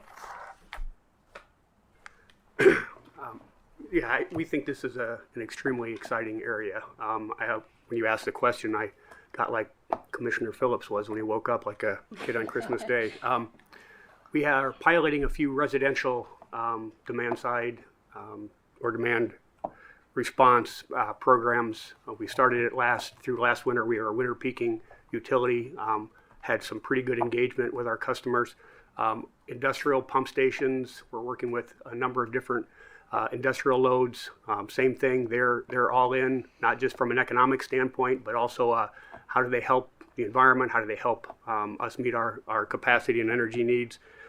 We are just starting a partnership with Community Transit, which is a fairly large bus transit in the Puget Sound area. They are looking to electrify their buses. We think the vehicle-to-grid opportunities are immense with that. Not only that, if you think about now they have 300 or so buses, and they fuel all those on property, right? So they have fuel tanks. Instead, if they go to electric, what if those fuel tanks are 10 megawatt, 25 megawatt batteries stacked? How do we use those, on our system, charging them, at the appropriate times, discharging them at the appropriate times? So we think huge opportunities there. We've also just, did the ribbon cutting on our Arlington microgrid. Part of that was the vehicle to grid as well. Also, we were able to solve the mystery of how do you get the grid on and off the microgrid onto the grid seamlessly without a blink. We have solved that problem. We think that's a huge game changer.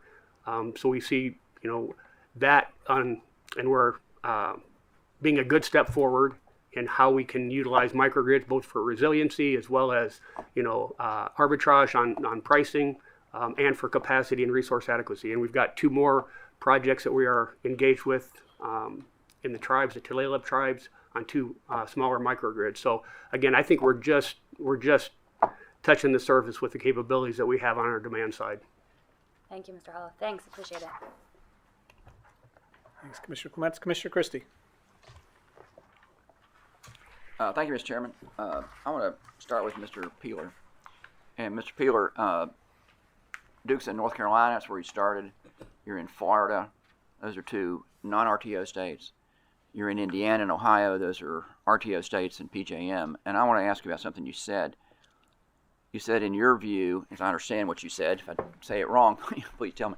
But I understood you to say that you thought from a standpoint of ensuring reliability that the most effective planning methodology to make sure we have the lights on is a fully integrated planning process that considers transmission, generation together, and I would add into that local distribution resources on the local distribution grid, DERs. I'd also add into that what Mr. Robb alluded to, which is demand side programs. Like, in particular, you talk about load shifting. We're talking about time of use rates. We're talking about dynamic rates, and these are all retail rate design issues done at the state level, but as part of an integrated planning process. So my question to you, Mr. Peeler, is: so in North Carolina and Florida, you can do exactly the kind of fully integrated planning that you say is the best way to keep the lights on. You cannot do that in Indiana and Ohio because you're in an RTO. How do you do it in an RTO? So in Indiana, we do have it is an IRP state, so we do an IRP with the state there. So it's not exactly like it is in the Carolinas and Florida, but it is an IRP process. So it's very much an integrated plan for our Indiana utility. And as far as Ohio, we don't own generation in Ohio, so we don't really have a generation plan there. But so I would say, first of all, let me say that was my point, that particularly as we look forward and we talk about more resources coming not from traditional central generation plan, and with the resources are coming from the distribution system, they're coming from behind the meter. We're concerned about load behavior. A full look at that and the ability to influence that in your plan from end to end, I think, is a very good way to influence not just reliability but affordability. So all the things we talked about, demand side management, all that, those retail programs. So I do agree with that. But again, our system in Indiana, we do an IRP. Mm-hmm. It just doesn't have quite the full aspect. It has to fall into MISO's planning process as well. But there is an individual IRP there. Yeah, but in Ohio, I think I'm right. I think in Ohio it's a restructured state, so you're right. Generation cannot be planned at all with transmission. Now in Indiana, it's vertically integrated, even though it's in PJM. And I would just say to you, in Virginia, we're in PJM, but our IRP was not really an IRP because the transmission has been taken to the RTO level. So part of it, of course, depends on how the state's structured, whether you're fully restructured like Ohio or New Jersey or Pennsylvania, or whether you are still vertically integrated, but in the IRP, but in the RTO. But your point then, I guess, is that what you're asking for, the fully integrated planning where you're doing all of it together, transmission, generation, demand side resources, DR, you can't do it in RTO, can you? Even if you're doing an IRP, it's not really a fully integrated IRP. Yeah, there certainly are limitations in an RTO from that full view. All right. Unless there are some changes made in how, Right. how to look at those things. But as we speak today, you can't do it. Correct. Okay. Let me ask Ms. Bloodworth, I agree with the comment about interregional transmission has its place. It's necessary. There's places we need it. But if there's no power supply to put on the line, then the line's going to be like a dead line costing a lot of money, right? You've got to have power supply to put on the line, right? So let me ask you this. So I read an article today, it's in our clips, in Megawatt Daily. And what a great name for a publication. I mean, who reads Megawatt Daily? It's not quite the Daily Mail, but it's... but those of us who like this industry read things like Megawatt Daily. But it says in this publication, EIA, another acronym, Energy Information Administration, or USEIA, you all know who that is. In this article, put out a prediction that between now and 2029, which is only about 7 years away, according to my math, 23% of all the existing coal-fired generation is going to retire. Does that number sound right? I know you sent us a letter in conjunction with this proceeding about that the RTOs, maybe, or NERC, I think, was underestimating likely coal-fired generation retirements. Does that number that EIA put out yesterday, 23% by 2029, does that sound under, over, just about right? What? I think the number sounds dramatically under, and we have talked to Jim Robb about there's not really a standardized process in how grid operators look at planning and how they factor in retirements. You know, whether primarily right now it's coal, but you know, natural gas as well. And so some people incorporate in their planning like PJM. You know, they just look at what has been approved, you know, with suspension notice, and utility has publicly told them and commission has approved it, where we're looking, the 93,000 that we're looking at and we track very closely, we have a consultant who tracks it, those are what has been, they've been publicly announced by the utilities. Now, certainly with policy changes, and I think FERC has a huge role to play, those retirements could change.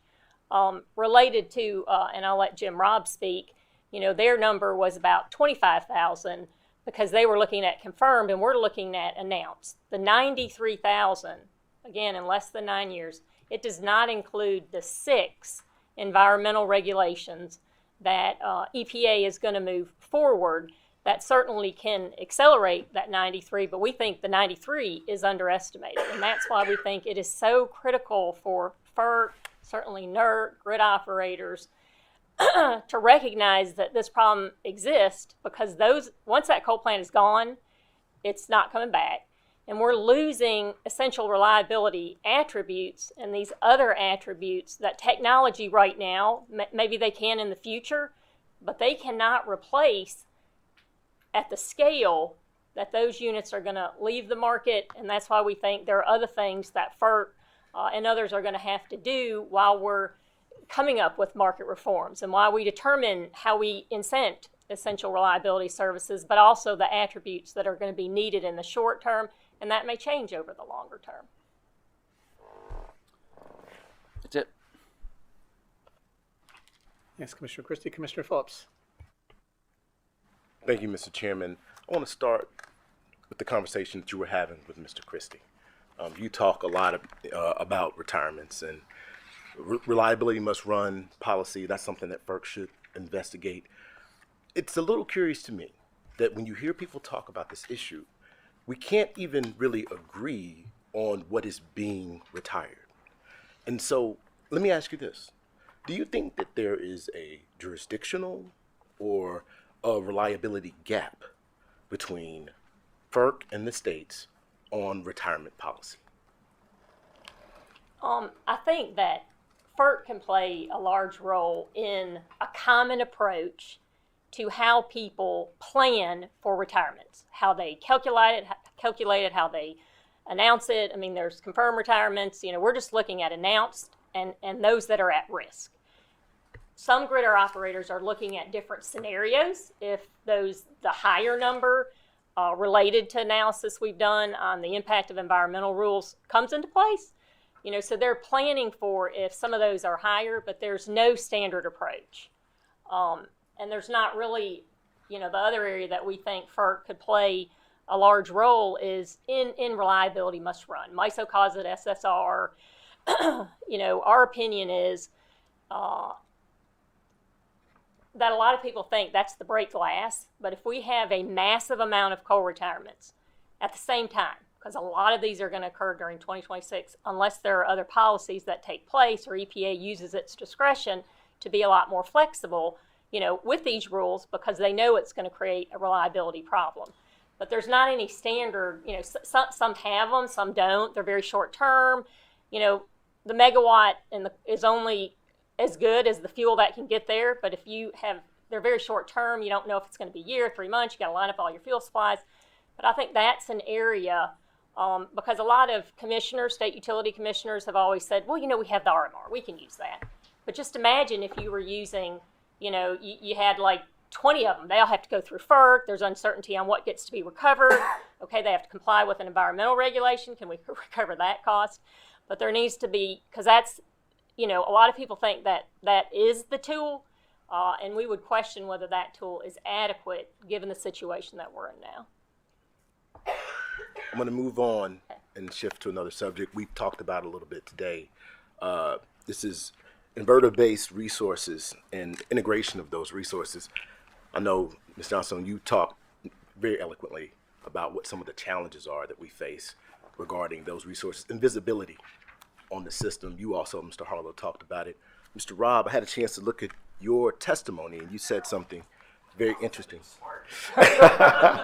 It's good. You said integration of inverter-based resources must support reliable operation of the bulk power system, thereby avoiding events involving poorly performed interconnections. These resources pose specific challenges for visibility and operation of the BPS, even in those instances where they may not be part of the BPS itself. That intrigued me. And I want to take a step back for a moment for the uninitiated. Can you talk about, if there's not coordination, if there's not communication on the system between wholesale and retail, what can happen? What's being avoided here? I'd suggest that Cal ISO could probably give a more operational answer to that question, but it's a really critical one. And some of the behaviors that we've seen. So we've been tracking fairly large-scale inverter issues since 2017, when the Blue Cut fire occurred in California. And one of the interesting things in that experience is that we lost, I think, a gigawatt, more or less, of solar on the bulk power system, and then all of a sudden there was a giant demand that came onto the grid as well, right? Which is almost certainly distributed solar panels tripping off, as well as maybe behind the meter, right? So it kind of goes to show how a situation like that can amplify very, very quickly. I mentioned the importance of ride-through. So one of the real issues that we've seen, and we've seen this unfortunately too many times, where a minor disturbance occurs on the grid, and the inverters, because they're not told to do anything different, see that, they panic, they say, I'm going to protect the equipment, and they trip offline. Well, when you have gigawatts of solar on the system, the other issue we've got to confront is at what point what becomes our single largest contingency. We typically think of it as a nuclear unit or maybe a substation with a couple nuclear units, but we may have 6 to 10 to 15 nuclear units or gigawatts of solar assets acting under the exact same conditions. So the way that Mark Lobby and I describe this, it's we need to shift our thinking around from a common mode failure to a common condition failure that can start taking out ever larger amounts of generation unless we have ways of mitigating that risk. So that's the issue as we see it from a NERC perspective. You could probably talk about the operational consequences. Please. So going back to the Blue Cut fire, which is really interesting. So we had seen smaller events like this occur that we weren't probably correlating them all as single related events. And the Blue Cut fire, I think, was the first one that was a scale that we realized, oh, wait a second, you know, we not only had generation trip off not interconnected with these facilities in Southern California, but there was facilities tripped off up in PG&E's area. And when we went and looked back through some of these previous events that we had investigated, we found similar patterns with the same resources. So so that, you know, that was definitely kind of the beginning of our foray operationally into saying, okay, well, we do need to protect, to buffer for these events. So you carry a little bit additional reserves to make sure that we would be able to cover for those. But as Mr. Roberts said, like our MSSC considerations now, it's not just, you know, loss of our largest generators. We have, you know, the Pacific DC intertie that sometimes is our most severe single contingency. We've got RAS operations, which could trip transmission facilities, and there are enough resources behind that's our MSSC. So we're constantly reevaluating that MSSC in real time. And I think the concern on the inverter-based resources is for the ones that we don't see that aren't participating in the markets, then we're not sure how much additional might be there that could result in additional demand coming onto the grid. So the Blue Cut and subsequent events that we've investigated, some of the resources that are market participating are grid connected, and some of them are distribution connected and market participating. So when we went and tried to pursue data from these resources that were not grid connected, you know, they would say, well, PRC 24 doesn't apply to us. You know, we were dealing with resources that aren't registered resources in some cases, and so that just makes it more complex, right, to be able to kind of predict and plan for what that MSSC might be. Thank you very much, Mark. I want to bring you into this discussion. We know that states are working on integrating IEEE 1547-2018 standard for smart innovators on the distribution side. In your mind, how should we coordinate with states on the ride-through issue to assure reliability as we transition to a clean energy future? Yeah, the history behind what we were just discussing here is fascinating, because the early, like, solar inverters were forced to disconnect if there was any disturbance, right? I mean, they were so small, we wanted them out of the way, don't energize the lines, that kind of stuff. You know, so the industry's been growing up, and what happened with 1547 was we got a very good IEEE capability standard that applied to the smaller inverters connected to the distribution system. And I think if they're really compatible now with the latest 1547 standards, that goes a long way to, you know, ride through is in there. You know, you still have to work with a local interconnection process to make sure the right settings are set, right? Because there's options in all these capability standards. The problem we were having with Blue Cut and some of these things is that a lot of the inverter OEMs that were making the equipment were coming from that distribution side and now moving up the transmission side, where the game is different, right? And they were applying actually 1547 rules for their transmission connected projects, not knowing any better. And that didn't work. We ran into some of these issues. So what 2800 does now is kind of take that up to say, yeah, 1547 is great, but here's the capability standard for connecting the transmission system, right? So they're similar but different. You know, I think we still have the issue that we have to work with the states on how they actually implement and do the correct settings in 1547, because that does roll up to the bulk power system. But 2800 at least gets us to a state of the art that has all of the ride-through capabilities. And by the way, we've had, you know, dynamic voltage support and frequency response in there for a long time, thanks to the FERC standards. You know, but this, it really builds on this. I can talk about these, you know, technology-based and reliability on the retail side issues all day long, as Mr. Thompson knows. He speaks like the man that talks to his constituents all the time, just so you know. So, and that's where I approach these issues. I want to take a step back. I want to think about this a little more broadly now. And I realize that when you talk about the transmission system and reliability, that the transmission system is way more reliable, not way more, it's more reliable than on the retail system. It's going to be interruptions from time to time on the retail side. With that being said, I'm concerned about resilience. And so, we know we can't control the weather, right? But there are other things that can happen that can cause long duration outages. We're talking about cybersecurity events. We're talking about physical security attacks. As a general matter, and we can start with you, Mr. Rob, if you like, can you talk about our readiness? I mean, I get asked this question all the time. My folks live down in Alabama, and they say, we see you in the paper talking about how bad the reliability is. And I don't really mean that it's bad, okay? I mean, we have risks that we have to plan for and account for, all right? Let's be professional. But the truth of the matter is, people want to know, what is our readiness for a long duration outage?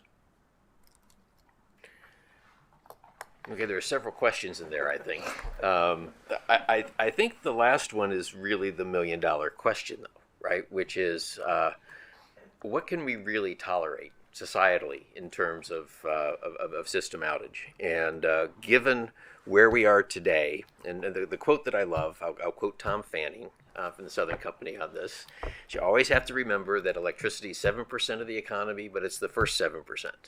So without electricity, nothing else works. Now, we get into a little bit of a chicken and egg problem with telecommunications, because they'll also say without telecommunications, you can't restore your grid, and they're probably right. So there's a real sort of conundrum in there. But it is absolutely true, right, that the criticality of electric service to pretty much everything we hold dear as a society is growing, and will continue to grow as we move more and more end-use energy consumption to be electrified, whether that's space heating, whether it's transportation, what have you. So whatever the answer is, we should assume that it's going down significantly. So spending the money to avoid that long duration outage is money very, very well spent.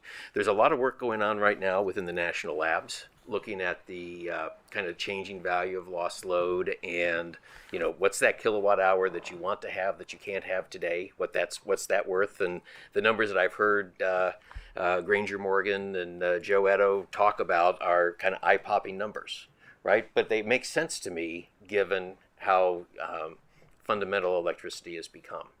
So that's the first answer to your question, right? The value is high, tolerance is low, and the value is going up and the tolerance is going down. And we should always keep that in mind. I think in terms of the resilience of the grid to a long duration event, from a cyber perspective, I think the protections that we have in place are very robust. They are probably not perfect because the adversary is always gaining capability and always looking for an angle. So there's always need to be vigilant and to stay ahead of the curve and recognize we're always going to be on a treadmill from a security perspective. I think in terms of resilience of the grid, it's going to depend a little bit on some of the decisions that are made over the next period of time. Right, the transition of the resource mix, the introduction of new and different risks that we don't fully yet understand, the retirement of resources that we do understand that would be very valuable in case of emergency, break glass and use this capacity. That dynamic is all changing, and I think one of the important issues for FERC and the organized markets in particular to get their head around is how do you send the right price signals to retain some of that capability without screwing up what makes the markets work in terms of efficient use of capital and low operating costs and all that. And I think that's a hard problem that's above my pay grade. So I turn that one over to you, Mr. Phillips. Well, I will say this. I'm so glad that you mentioned the labs. I recently had a meeting with Joe and some other folks from DOE Labs. They're doing a great study on the value of reliability, the value of resistance, and how resilience, and how FERC can use that study to help us determine the effectiveness and really the cost effectiveness of reliability projects, which I think is critical to the build out of our clean energy transition. So thank you for mentioning that. Anybody else want to weigh in on this issue? I'd like to chime in from the point of view of so I was the lead on the 2017 study that was basically it was undertaken by the DOE in this effort of let's try to understand resilience better, what we need, how to achieve it. That study was arguably the precursor to the NOPR that came from the DOE to here. And I think it was the appropriate action to take to reject that specific formulation. What I think is regrettable looking back on it is it became a partisan issue. And it was a very important and significant issue that we still need to talk about that basically was derailed by the partisan elements of it. So I'd like to ask for a do-over. I think the 2017 study stands. I think it's a good study. I think the policy follow-on to that should be resource neutral. It should be let's again identify the need and then approach it with the least cost fashion. I can say the DOE NOPR was essentially the way not to do it. It was a very resource specific answer, and it was in a cost of service fashion, which is not necessarily going to get you a great outcome. So I would encourage folks to go back to the 2017 study or do something similar. And I realize that because of the partisan elements of it, that somewhat tainted even the resilience docket at FERC. So there's an opportunity here to basically revisit the issue with fresh eyes, and I would encourage that. Ms. Fisher, I'm glad you jumped in. I was going to come to you with an affordability question, so you preempted me. I appreciate that. I'll also note I'll play golf with you anytime. You're into do-overs, and I need them. I need them frequently. If you're playing in the morning, we call it breakfast balls. Mr. Thompson, coming back to you, sir. I know you talked earlier about how states, in particular, rely on our reliability standards and on NERC's work and FERC's work on the federal level.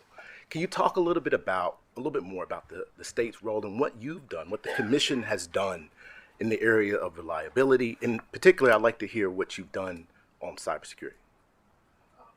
No, certainly I can answer. Certainly I can answer that. In terms of cybersecurity, in the district here, we have a number of things that we do. First, we have private meetings annually with our regulated utilities talking about their cybersecurity plans. As I mentioned earlier, we do use the NERC SIP standards as our baseline, and we have those private meetings. And they're private because this is certainly sensitive information, and we're in a nation's capital. We also, I believe, about a year and a half ago, and we'll be doing it again this spring, we had a public meeting in which we had our utilities come in and share non-sensitive information so the public could hear. We wanted to emphasize that the commission was staying on top of this, and I think this was either right before, I believe it occurred after the Colonial Pipeline hack, but the planning occurred before, so it was a very timely meeting. We also had, I believe, representatives from FERC come and speak as well. We plan to do that again this year. And then we also, as part of our Clean Energy Summit, we have individuals, experts from around the country come in and talk about some of the vulnerabilities and what we should be looking at doing going forward to better protect our system. We talked a little bit about the smart inverters and people connecting to our distribution system, and especially, once again, being in the nation's capital, there is a particular reason to be concerned, to make sure that our systems are adequately prepared and we're going above and beyond. So those are just some of the things we're doing in DC. Thank you very much. I might be a little bit biased, but I'd like to point everybody to the work of the DC Public Service Commission. I think there are a lot of best practices that can be used in states across the country. I think my time is coming to a close. I had a real big governance question I was going to lob at all of you guys, but I'm going to save that for the second half. I cannot thank you enough for coming and sharing this time. This is helpful in the work that we have to do. Thank you. Thank you, Mr. Chairman. Thank you, Commissioner Phillips. I'm going to turn it over to David to see if there's any staff questions. Thank you, Chairman Glick. Yeah, we have a couple of questions. The first, we'll start with Jim Robb. Mark Ahlstrom brought up, initially the need to identify more or to better define essential reliability services, and to start, NERC seemed to start going down this path in terms of identifying new ones with respect to the work that's been done with respect to energy adequacy and including the the beginning of the development of a standard on energy adequacy. I'd like to ask you to predict the future a little bit. Assuming that those projects achieve their goals and standards are put, developed and voted through and filed and then implemented, how is our bulk system owners and operators going to be managing their systems differently, both on the planning and the operating timeframes, to avoid some of the situations that we've either seen ourselves in or expect to see in the future? Let me get out my crystal ball.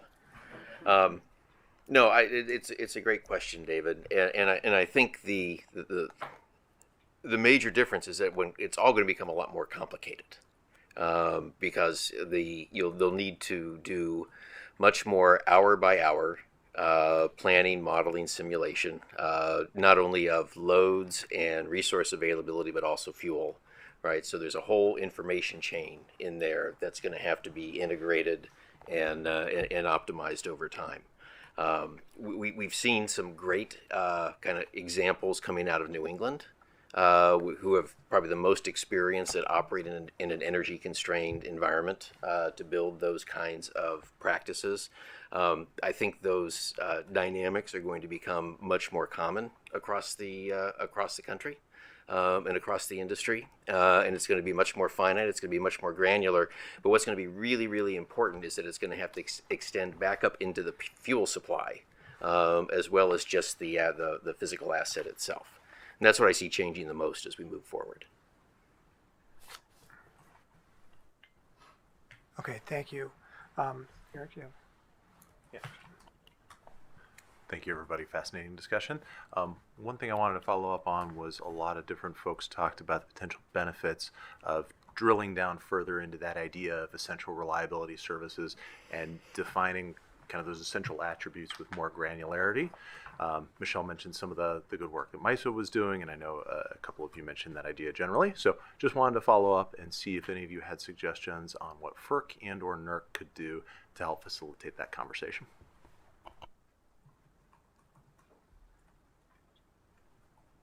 Thank you, Eric. My recommendation would be, because MISO is only one of the grid operators, is I think that FERC could require all of the other grid operators to look at, a lot of them have done a lot of modeling and analysis. MISO's kind of looking at essential reliability services is just one of the attributes. And underneath that comes others, but they're looking at flexibility, energy adequacy, capacity. But we really haven't seen any of the other grid operators, and we all know time is of the essence, but I think that FERC could encourage or require them to start up that initiative and to report back to FERC on. It'd be interesting because the way MISO is doing it is they do have all the experts, all the technical people, which is in their resource adequacy subcommittee, but certainly there's a lot of bright people in all these grid operators, and they could probably come back with suggestions. And again, I think time is of the essence.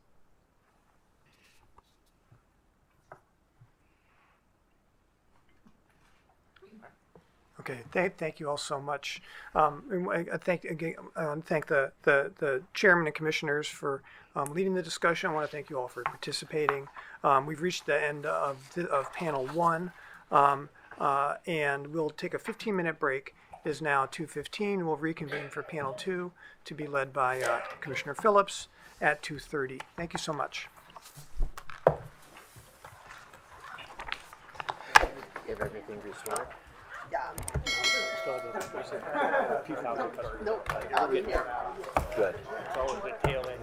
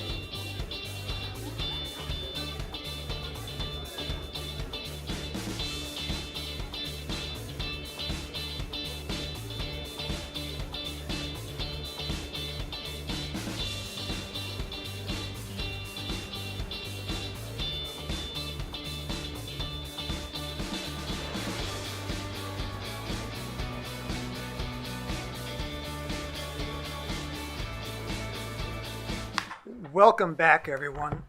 Let's get started with the second panel entitled Managing Cybersecurity Threats, the SIP Reliability Standards, and Best Practices for the Bulk Power System.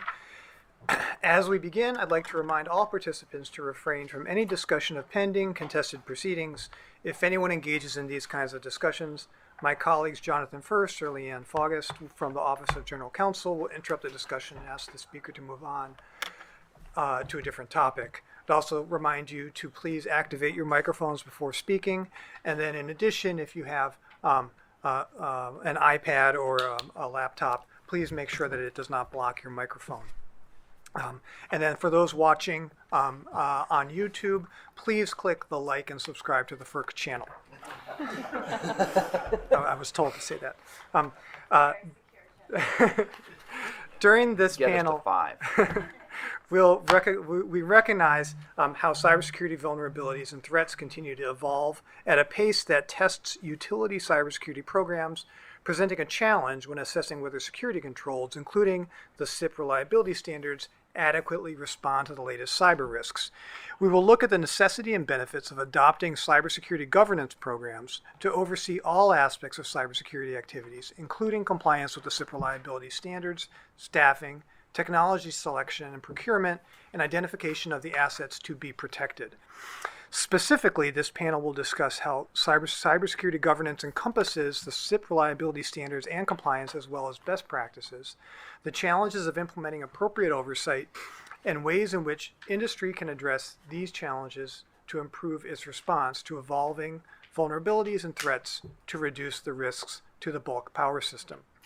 We will begin by welcoming our panelists. We have Jason Blake, President and CEO of CERC, Eric Miller, Executive Director, Infrastructure Technology, IT Infrastructure, Real-Time Application Support, Mid-Continent Independent System Operator, Bob Kolaski, Senior Vice President for Critical Infrastructure, Exeter, Brandon Wales, Executive Director, Cybersecurity Infrastructure Security Agency, U.S. Department of Homeland Security, Department of Homeland Security, Brian Barrios, Vice President, Cybersecurity and IT Compliance, Southern California Edison, Danielle Jablonski, Operations Technology, Cybersecurity Strategist, Nazami Networks, and Fouad Munir from the Department of Energy. I will now turn it over to Commissioner Willie Phillips, who will moderate this panel. Thank you, David, for those opening remarks. And I want to thank everybody again who testified earlier this morning. I thought we had a very engaging discussion. I also want to thank Mr. Chairman for allowing me to moderate this particular panel. With that, I'll dispense with any opening remarks and move directly into questions. And my first question is one you all inherited from the panel this morning. I believe, and I think that we all can agree, that when it comes to a cybersecurity strategy, that from a governance standpoint, you want a top-down approach. You have to have buy-in from the leadership of any entity or organization as you approach cybersecurity issues and threats. With that said, we have our SIP security standards, which are a floor, and then we know that we have threats out there, known and unknown, that we can't keep up with. Regulations will never keep up with the threats that we face. So with that said, you're on the front lines. It is the entities, it is our regions, it is NERC that have to lead the fight to make sure that even when you're talking about state actors who are targeting our systems, it's up to you. So I want to ask you, similar to what the chairman did this morning, about what are the reliability, essential reliability elements of the system from a governance standpoint. Do you have the resources? Do you have the intelligence? Do you have the technical capability to be prepared to identify and respond to cybersecurity threats? I'll start with you, Mr. Blake. Well, thank you. It's an honor to be here, by the way, so I really appreciate it. It's a wonderful question and a very timely one. I think Jim earlier said, as you did very well, that the threat landscape is daunting. The adversaries are well funded. They're aggressive. They're only getting more sophisticated. They're not really taking vacations. And in addition to that, our grid is evolving, largely rooted and driven by the technological advancements that we've been making, which also means the attack surface is also expanding. So to your point of what do you do here, right? I think we feel great confidence in what the cybersecurity standards do. They establish, as you said, a floor, I'd say a foundation, a very strong foundation to help entities understand, to identify their assets, to protect them, to detect issues, to respond and recover. And I think that, sometimes it's nice to take a break, step back and celebrate when we have done something to advance an industry so much further than many other industries have advanced.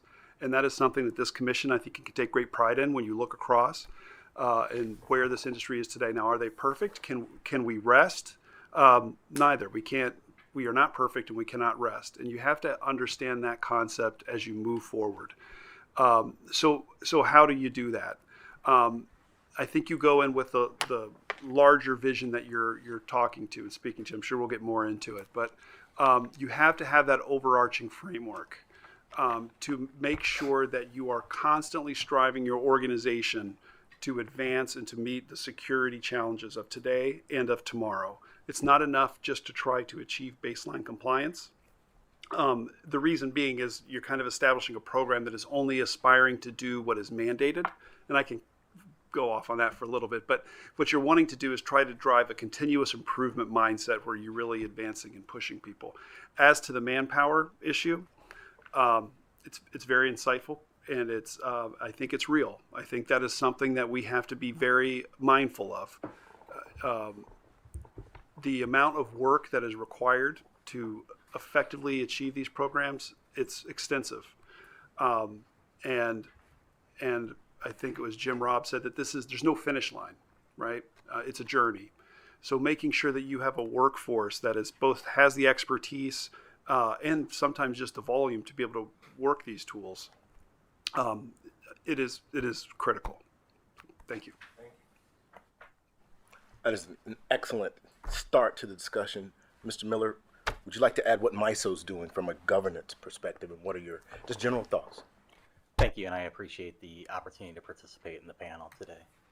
So I'd like to start with framing this in the context of the threat landscape. So as we've heard, the volume, variety, and velocity of threats is increasing in both the cyber and physical domains. As a result, we have to be able to respond quicker, and that takes additional resources. So as you stated, it's important for a holistic governance program to assess the risk at the enterprise level and present that to the stakeholders in the context that they're used to hearing. To help us with our governance program, we have the mantra to not reinvent the wheel. So we try to use existing governance frameworks and standards to help us in that respect. Some things that are contributing to that threat landscape, the first one's supply chain. So we've heard about that as well earlier this morning. So for us, it's difficult to quantify the risk and thereby be confident that we're mitigating that risk. But if we are successful in addressing the supply chain risk, that has the ability to address the volume and velocity. We heard earlier this morning that on average there's 68 vulnerabilities from software every day. So to keep up with that, once again, takes a lot of resources. So I think there's two aspects from the supply chain that need to be addressed. Do the vendors have a adequate security governance program, and is it effective? And then also, do they have a secure development life cycle that once again is effective? We could use additional help in utilizing existing resources that certify and help us determine whether or not those programs that the vendors have are effective. The next issue that I'd like to talk about is talent. It remains difficult to recruit and retain cybersecurity talent. In the cybersecurity talent needs experiential training as well as classroom training. So there's some great examples where we can get that from GridX that we heard about earlier. The Department of Energy has their CyberForce program and also their Operational Technology Defender Fellowship program, both which provide experience beyond just classroom training. So we need more programs like that. Finally, from a compliance and SIP standards perspective, so my first ask would be don't make the job any tougher than it is already today with duplicate reporting or duplicate requirements. We also need to leverage cross-industry standards without prescribing specific technology wherever possible. This would also help from a training requirement perspective, provide portability between industries. And then finally, we need to enable flexibility to demonstrate compliance with new technologies versus waiting for standards to be approved. Thank you, Mr. Miller. You put a lot on the table, and we'll unpack a lot of those issues going forward over the next hour or so. Mr. Kolaski. Hi, thank you for having me, Mr. Chairman, and the other commissioners. Great to be here. I come here, of course, not representing a utility, not representing the government, but maybe have the benefit of some experience. We certainly do business with utilities and other critical infrastructure, and I spent 15 years in the Cybersecurity Infrastructure Security Agency, but I will let Brandon talk about what CISA thinks about all of this. I will resist the urge, but I had an opportunity to work with a lot of the utilities in doing so at some of the foundational public-private partnerships. So from my perspective,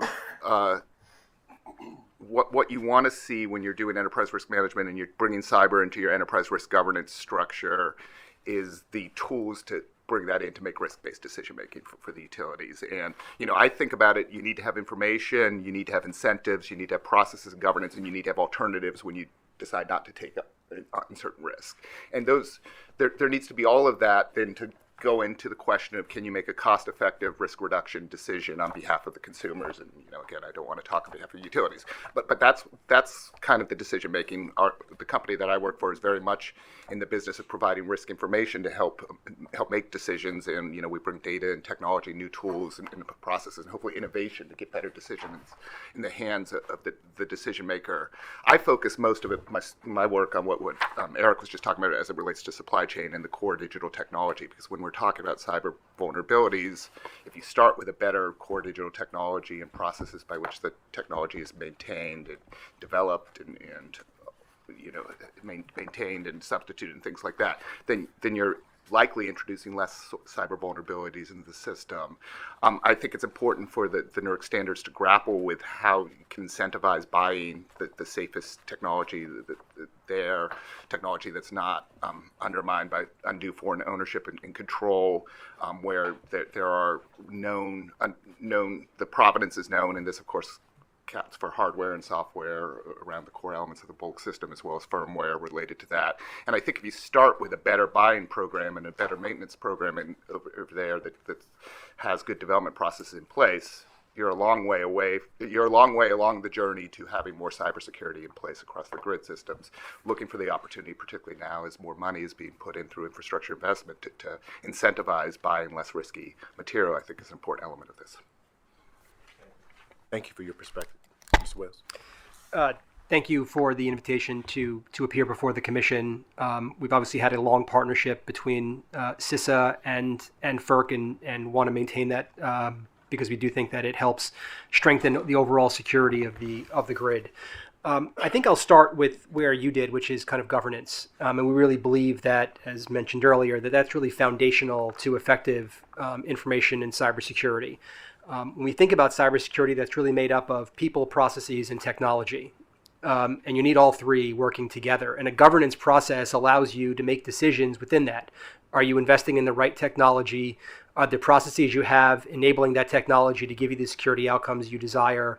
And do you have the people that are able to actually effectively operate inside of that security program?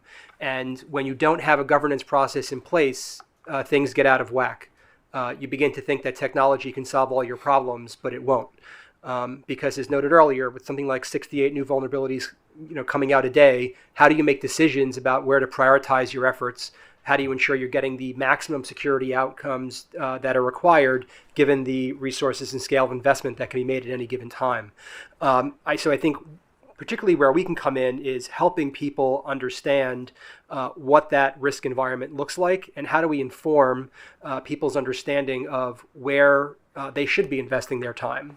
So I think we have been looking hard at when we release information, it's really designed to kind of close that gap, help people understand what are the unique things that we are seeing across the broader cyber ecosystem that can help them make very strategic decisions about where they invest their time and energy. We stood up something called the Known Exploited Vulnerabilities Catalog, which is of the thousands of vulnerabilities that emerge every year, which ones are we actually seeing adversaries use to exploit networks today? There are a lot of vulnerabilities that are discovered by security researchers but are not weaponized. How do we make sure that the network defenders are investing their time in patching large, complex networks in the places where adversaries are looking? But I can't stress how important it is to have that overall governance process in place. We've been working over the past 15 years to kind of put a lot of that governance in place across the complicated networks that we operate across the federal civilian executive branch. But we believe that that is critical all the way down to critical infrastructure community. Now, we believe that the cyber SIP standards kind of create that galvanizing focus inside of the bulk power system in a way that we often want other infrastructures to focus. We want this to be a conversation in the C-suite at boards, that this is something that needs to be receive the amount of attention it requires. The SIP standards coming out of here help ensure that that's the case for the bulk power system. Now it's a matter of how do you feed that system to make sure it has adequate information to make the right risk-based decisions, and some of that was, as Bob talked about, and I know that we'll have a lot of time to talk about that for the rest of the session today. You cannot underscore enough the comment you made about the C-suite and having those conversations in that, and perfect segue to talk to the C-suite. The floor is yours, sir. Thanks for having me. My light. Try one more time. How about that? Good. Chairman, Commissioners, thanks for having me today. It's an honor to be here to talk about this. Unfortunately, I'm incredibly comfortable and I love cybersecurity, so I'll try not to go on for 6 or 7 hours.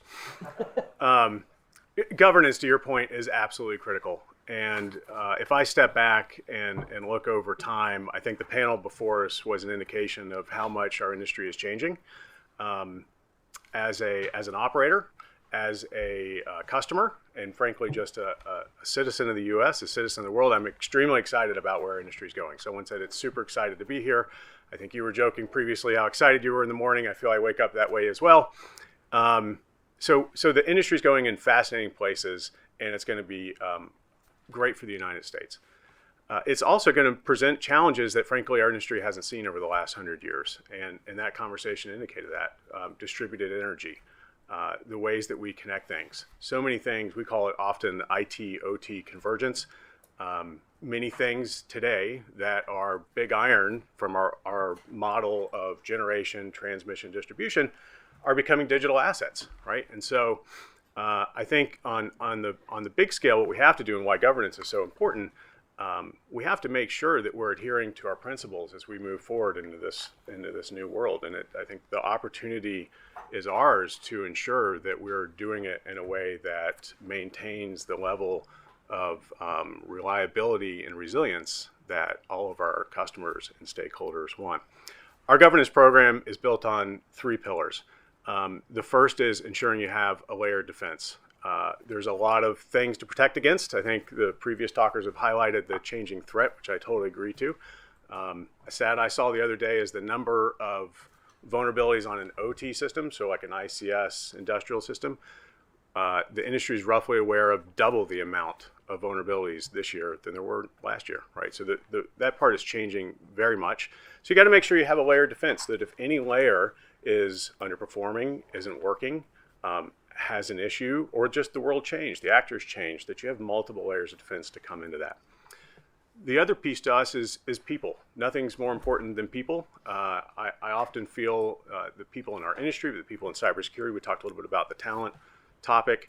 They are our greatest strength.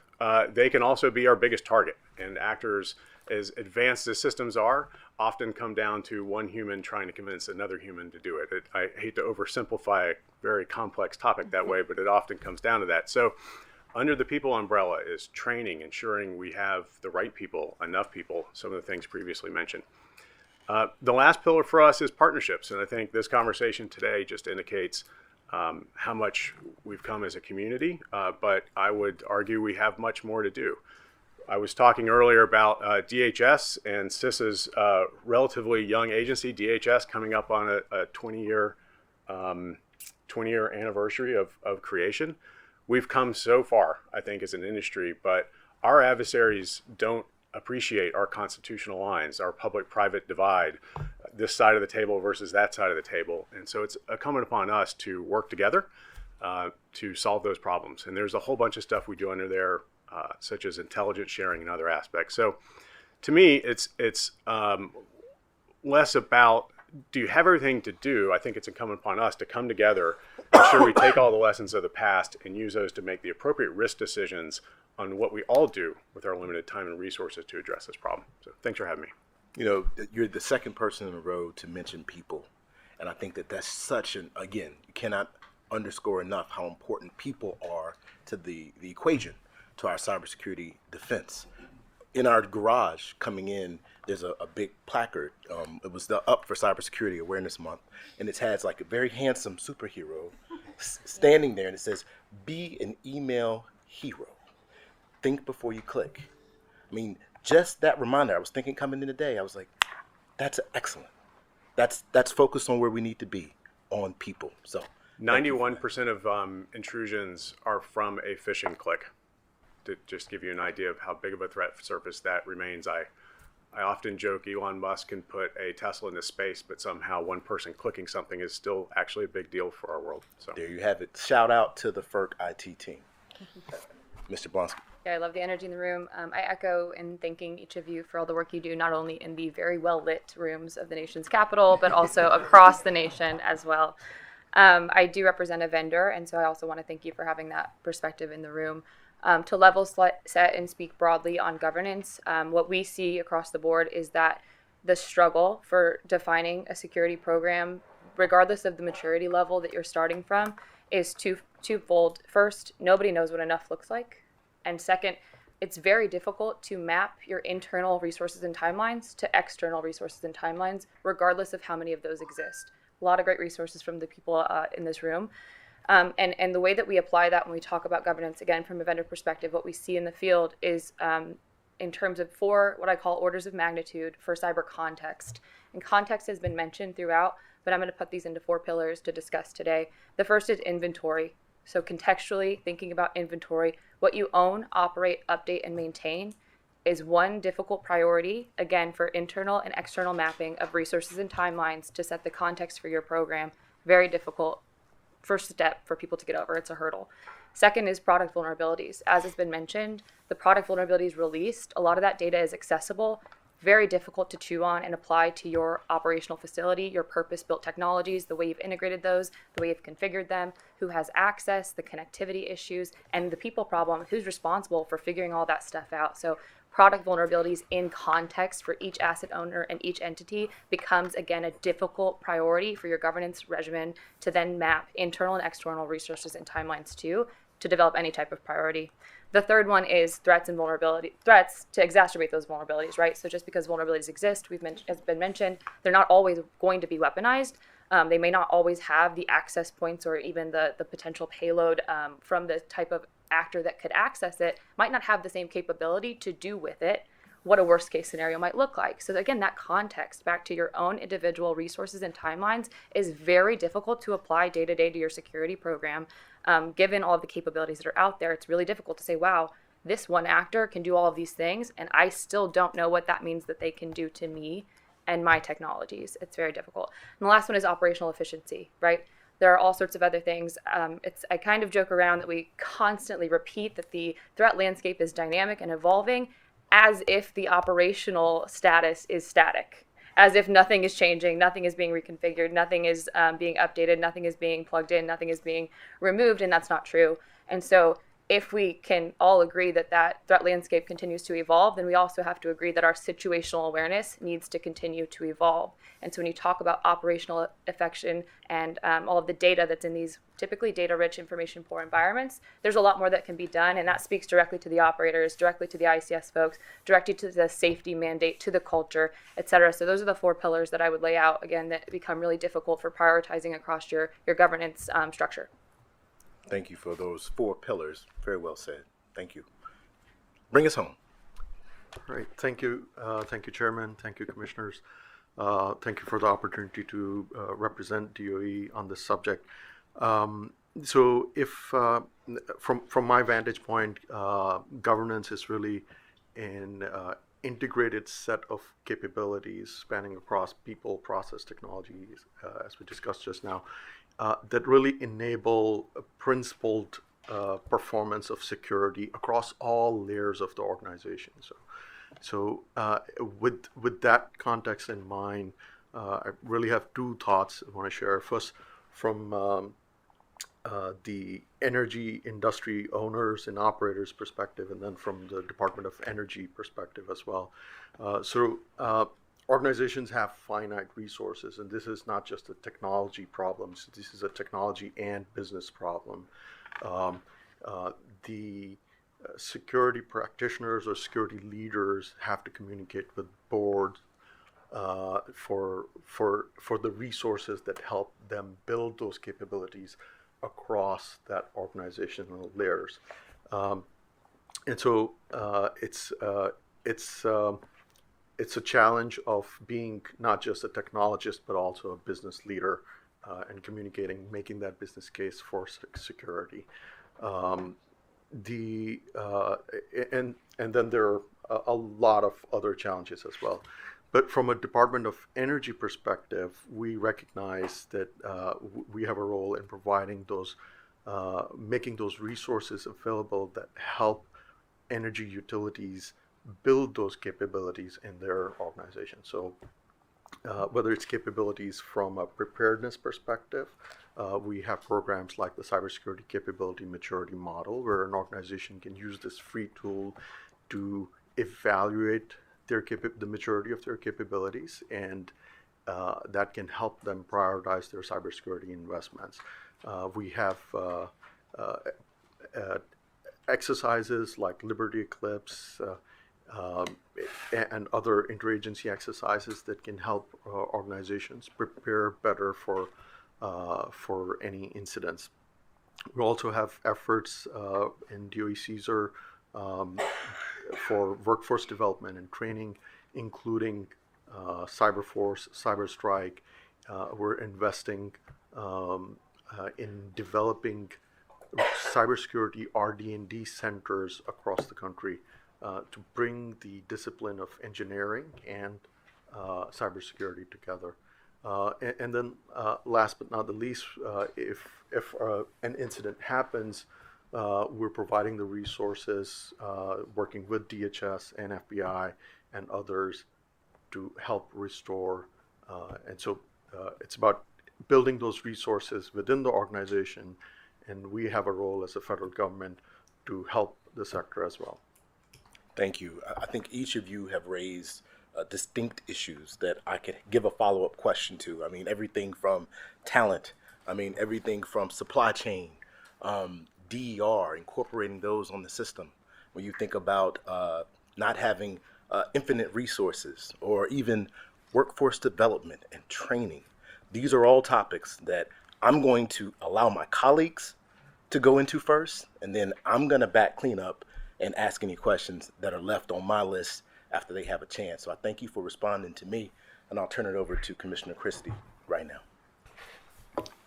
Thank you, Commissioner Phillips. I learned a long time ago that when it came to cybersecurity that I should simply say I am strongly in favor of it and then shut up and listen to the experts, because it gets really, really technical really, really fast.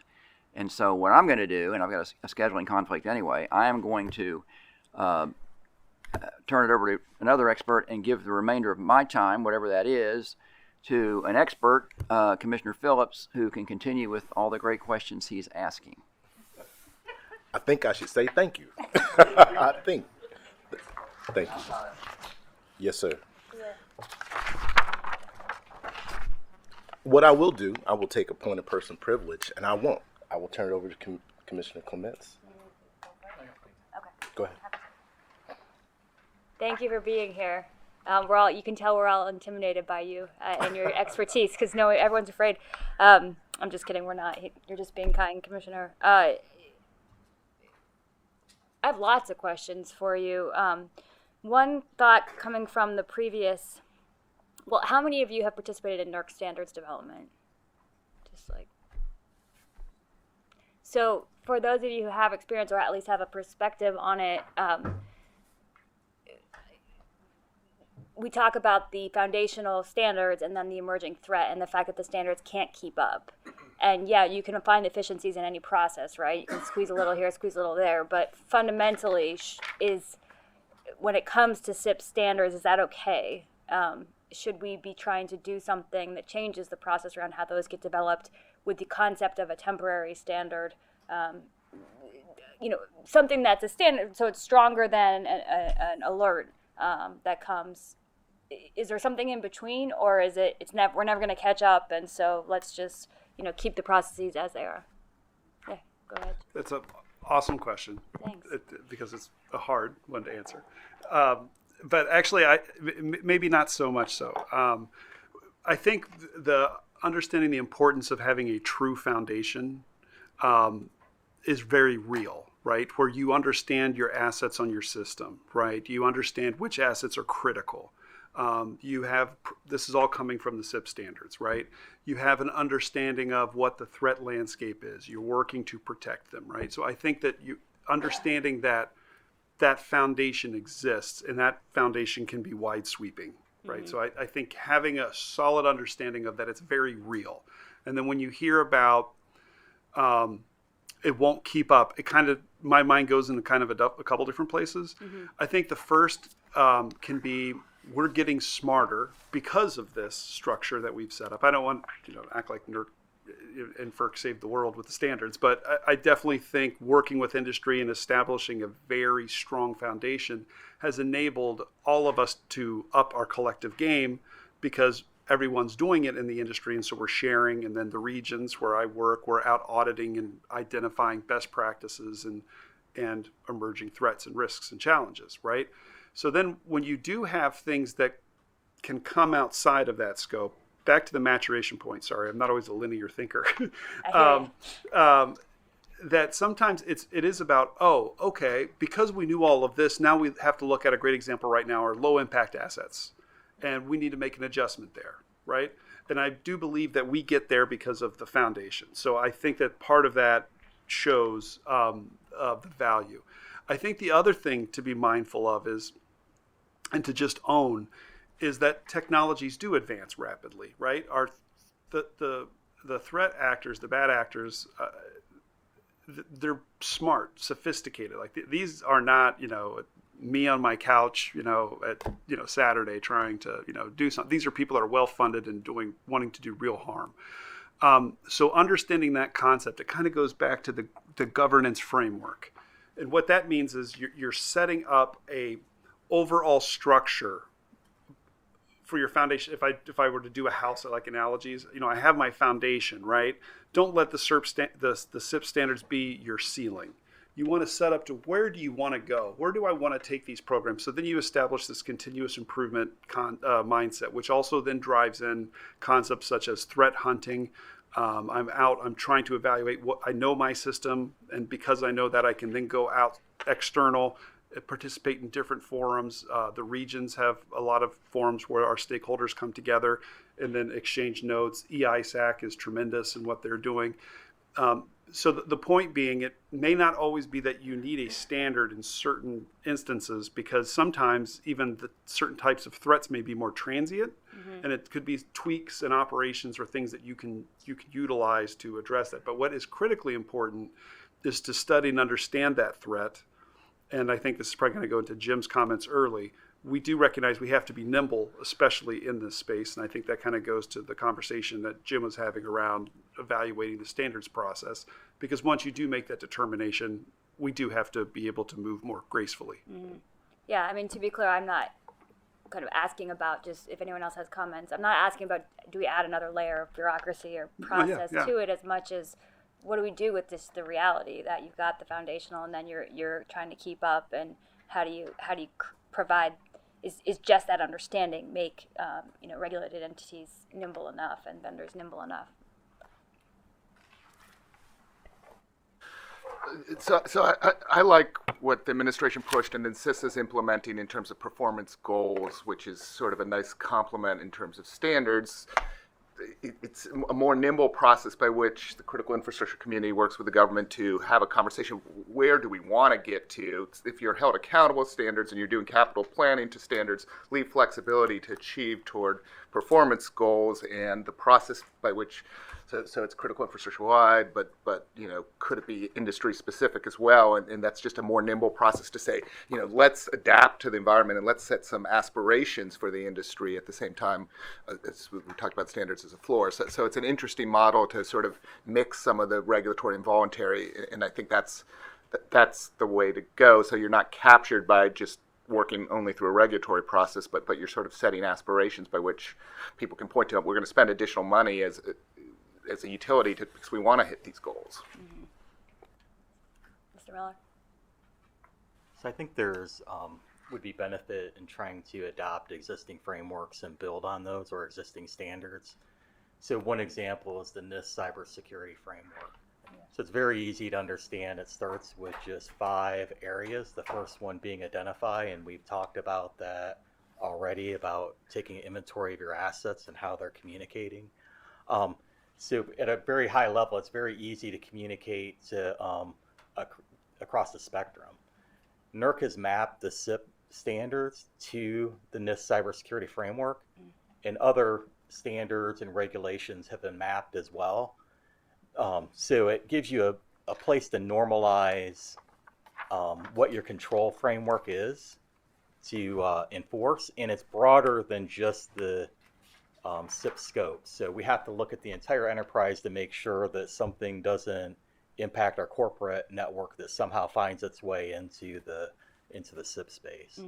So I think there's benefits from that. It can show us where the SIP standards are overlapping with something else we may be required to adhere to. And then it also shows where there's frankly gaps in the SIP standards where there isn't a standard to address something that's in the framework today. Thank you. Yeah, I think that there would, I would think about this in that there are 2 different types of emerging threats that you're going to want to address. There are some that you are going to be acute, and things like an alert make sense because they're going to feed into the existing processes. The existing SIP standards are going to provide sufficient, adequate either protection or the framework by which they can be addressed inside of security programs today. And places where either the contextual environment, so the information security environment is changing, either because networks are becoming boundaryless or because you're moving from many networks that are completely run on site to moving things into the cloud, et cetera, and think about how do you make sure that the SIP standards can adapt to the changing operational environment that you're dealing with. So those types of more systemic issues where there may be kind of gaps in existing standard structures, either in this sector or many others. But I don't think that that's standards are never going to be there to address the acute problems we deal with. And so I wouldn't say all emerging issues, we're behind the power curve, because there are many that can be fit within the existing structures.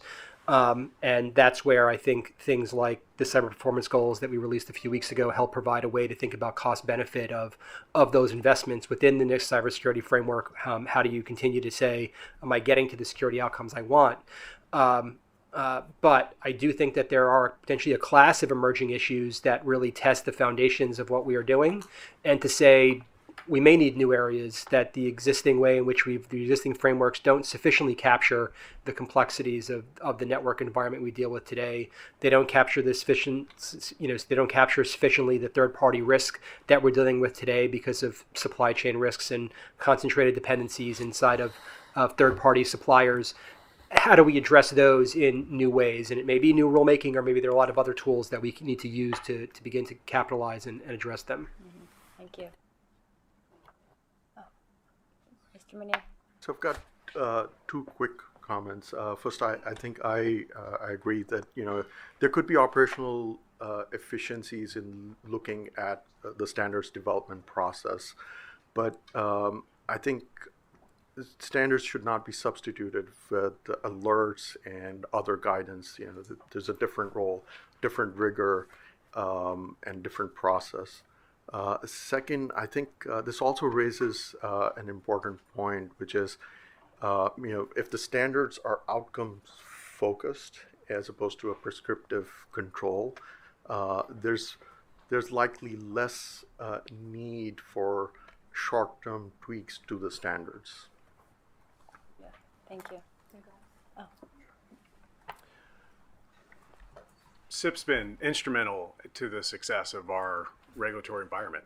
And so when I opened up with our history in that we need to ensure we're bringing the lessons of the past into the future world we live in, I think it gets to what you were saying is to not, we're not talking about adding more, but taking it and adapting it to the future world. So to me, the big things as we look forward is flexibility.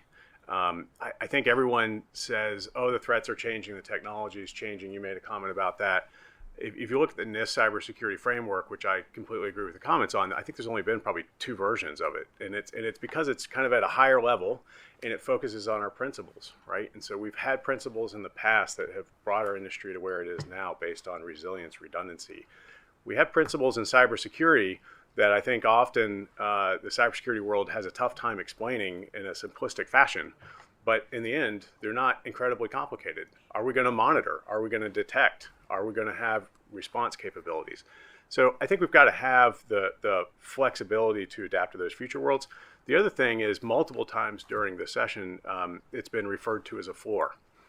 And we have to continue to challenge ourselves to ensure it's actually functioning as a floor and that we are encouraging things above and beyond that. The technology is constantly changing. The things that we need to do to protect our systems is an evolving risk conversation based on many dynamic features. But I do want to see us continue to, whether it's incentives or whether it's different programs, I think you alluded to a lot of different options, ensure that we as an industry are treating it as a floor, functioning as a floor, and going from there. Thank you. And I'll try to be quick. I think that the standards do an excellent job of establishing exactly what is at stake. But I'm the person on the panel that mentioned nobody knows what enough looks like. Mm-hmm. That actually might not be super true. Nobody knows what the exact guidance, standards, framework, et cetera, looks like for what is considered enough. But we all have a pretty good idea of what the end state actually looks like. It looks like a governance program and an actionable program in which if I'm an entity, I can look to somebody responsible for cyber when SolarWinds happens, when another CVE is made public, and say, how are we impacted? Tell me right now. Mm-hmm. That's the end state. Mm-hmm. Now, putting that on a standard and saying that these are the steps to get to that ceiling, that's much more difficult and less likely to be attributable to one single body for regulation. But we do understand the end state. So back to the tools that Brian was just mentioning and how you implement those tools to do real-time situational awareness, that capacity and augmenting that floor to get to that end state is really where the focus should be on. And as a security community, we should be working harder on early warning instead of waiting for something to be published, because that requires somebody to be victimized before we can tell everyone else about it. So we both have goals, right, simultaneously that get to that end state of how are we impacted? Do we understand it fully today? Or do we have to backtrack even though we're already really at a severe state? Mm-hmm. That's really helpful. Thank you. My second question is starting from I think the commission is good at, I think through the chairman's office and through our Office of Energy Reliability or OER, what's the E? Is it electricity or energy? And that makes sense for lots of reasons. And the Office of Energy Infrastructure Information Security, that was really, took me a minute. They interact effectively across government. My understanding from my seat is that is true, and I think the DOE and the EISEC have done a lot of has just gotten stronger over time, and I know that the regulated industry has a lot. We really owe a lot of debt to them for doing this with government. So this is not a question for criticism, but a question to say, okay, we're an independent regulatory agency. we're a little bit uniquely situated. We've got this responsibility for these standards. Are there any ways we could be interacting with other agencies in addition to what we're already doing? And these processes that I think through, your good work at CISA and at CSER are already getting better. I'm just curious if you have any thoughts there. So, one thought that comes to mind is that, over the past 10, 15 years, a lot of different organizations, Microphone. Microphone, please. Sorry. So over the past 10, 15 years, a lot of organizations for different goals, with different jurisdictions, with different scopes, have worked in a well-intentioned way to come up with security standards and guidelines and best practices or recommended practices. So as we have developed this body of knowledge, it's also resulted in somewhat of a patchwork of requirements for different organizations. I think that we've reached a point where there's also an effort needed on harmonizing these standards and requirements across agencies, across different organizations, fully recognizing that there might be specific requirements that shouldn't be harmonized or need to be unique. But I think as a nation for the past 10, 15 years, that's how we've evolved. And it's time to maybe also look at it from an end-to-end perspective. Thank you. I'll only add that I think it's important that FERC stay cognizant of the ongoing work that's happening, mostly in partnership between CISA and CSER, on issues that directly affect the industry and the SIP standards that you have promulgated. Because I think that there is a lot of that is underway that are designed to kind of strengthen the industry's ability to fully implement the SIP standards and to kind of embody what has been discussed here, to think of them as a floor and to inject a lot of expertise, process support on top of it to give us the broader security outcomes that we want, above and beyond what is anticipated. I'm thinking of things that are underway today. We've got a pilot with the Department of Energy on SBOM, which is a software bill of materials, a way to understand what are the individual building blocks that make up software, so you can more quickly identify potential vulnerabilities when those are identified, or the national strategy for secure engineering, I think it's called, that DOE led and we participated in. Cyber-informed engineering. That's, I think, super important to understand as we move forward in this industry, as we continue to build next generation infrastructure, how we do so in a cyber secure way. I think all of those efforts are kind of consistent with the outcomes that FERC wants to achieve and why it released its SIP standards in the first place. But they are adding additional layers of support and complexity on top of that. And I think the FERC's understanding of that is important to understand where there may be gaps, and that where those gaps may actually be filled today, not through standards, but through close partnership and collaboration across the government and with industry. That's been a key part of making those things a reality. Thank you. Any other thoughts on that, Mr. Klosky? I'll do a foot stop on harmonization and thinking about how, as independent regulators, you work with other independent regulators. And I think something like the cloud dependency, which Brandon was talking about earlier, is a particular example of that, where there's a version of this conversation happening in a lot of critical infrastructure industries and regulated communities in terms of you're pushing some key elements of operational elements and dependencies, to the cloud providers, of course. And so you're going to want to hold the cloud providers accountable for some version of this, but they should be held accountable consistently across where they're taking risk on behalf of critical infrastructure rather than independently through different regulatory structures. So that's an example, a real world example, how what you do is going to influence further up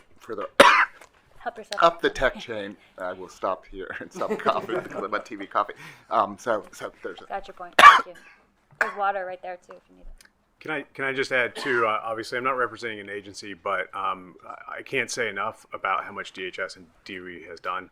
and all the agencies. And I feel like there has been more cross-agency work, support, sharing I've probably seen in the last couple of years than I could probably say in the previous decade or two. I'm dating myself there a little bit.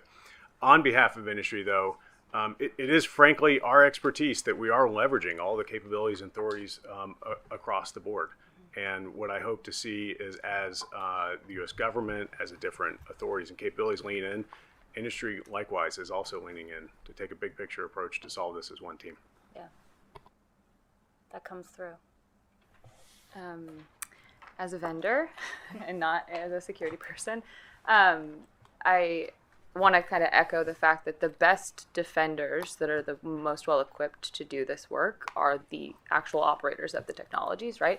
Again, I come from an OT background, so that's something I have to underline before I say this next part, which is those who have the tools that are operating in, SOCs or maybe have managed services or whatever they have at these organizations. We call those the haves versus the have-nots. The haves know who to call. Mm-hmm. And I don't want to get into the information sharing conversation, but the have-nots still struggle with who to call. Mm-hmm. And so that could be something to find another, agency that's not quite passing down regulation, but the who to call structure for those entities that might not be a part of the other conversations that are ongoing, that have longer term rulemaking processes that are, again, ongoing today, tomorrow, and next week, the have-nots, helping them to identify who to call, for lack of a better call out of anyone else. Yeah. Do you have time for one more? Yes. Thank you. My last question is related to the increasingly distributed nature of the system, and as you have more and more things plug in, you have more and more surface for vulnerability, as you were saying, Mr. Wells. Is there in addition to just that reality, there's just more things attached, and therefore there's more opportunity there's more threat. Are there additional other ways we should be thinking about a more distributed energy future related to the cyber risk? Is it really the same set of risks, but on smaller scale? Do they aggregate up to a level where there is more, where the risk then equates to what you would see on a big asset, et cetera? I'll only start by saying that I think that there are kind of two realities that are happening simultaneously. One is the grid conversation about how the grid may be evolving to a more distributed nature, but at the same time, and reinforcing something that Bob said, IT environments are becoming more distributed because of cloud, because of software as a service, because of managed service providers, increasing use of remote work, et cetera, that there's just those two realities are happening at the same time, and they're both introducing complex attack surfaces for network defenders to deal with. And they're going to require different solutions to address how do we effectively manage risk inside of both of those environments. I'll certainly leave it to others at this table who are much more expert in the energy side to talk about what the distributed nature of the grid means for the cybersecurity posture. But when it comes to the how do you deal with a distributed network, boundaryless really networks today, it does introduce complexity into security environment. It transfers risk to other people where you have less control. And I know that it is, when we talk to industry, they tell us, don't try to regulate the tech provider through us. It doesn't really work that effectively. There's a limit to what we can do with our contracts, contract language, et cetera. And this is an area where the government needs to think more effectively about how it works with the technology companies that underpin all of critical infrastructure, whether it's cloud or other providers. There are some things that we are doing on our end to bring that community together to provide more ongoing close operational collaboration because of the unique responsibility, visibility, and capability for collective action that those large technology providers can have. But it does pose real challenges for regulators like yourself, for the critical infrastructure who depend upon these technology providers, and how do we create a system that is more consistent and harmonized, and I'd say that's still a work in progress. Thank you. Mr. Miller?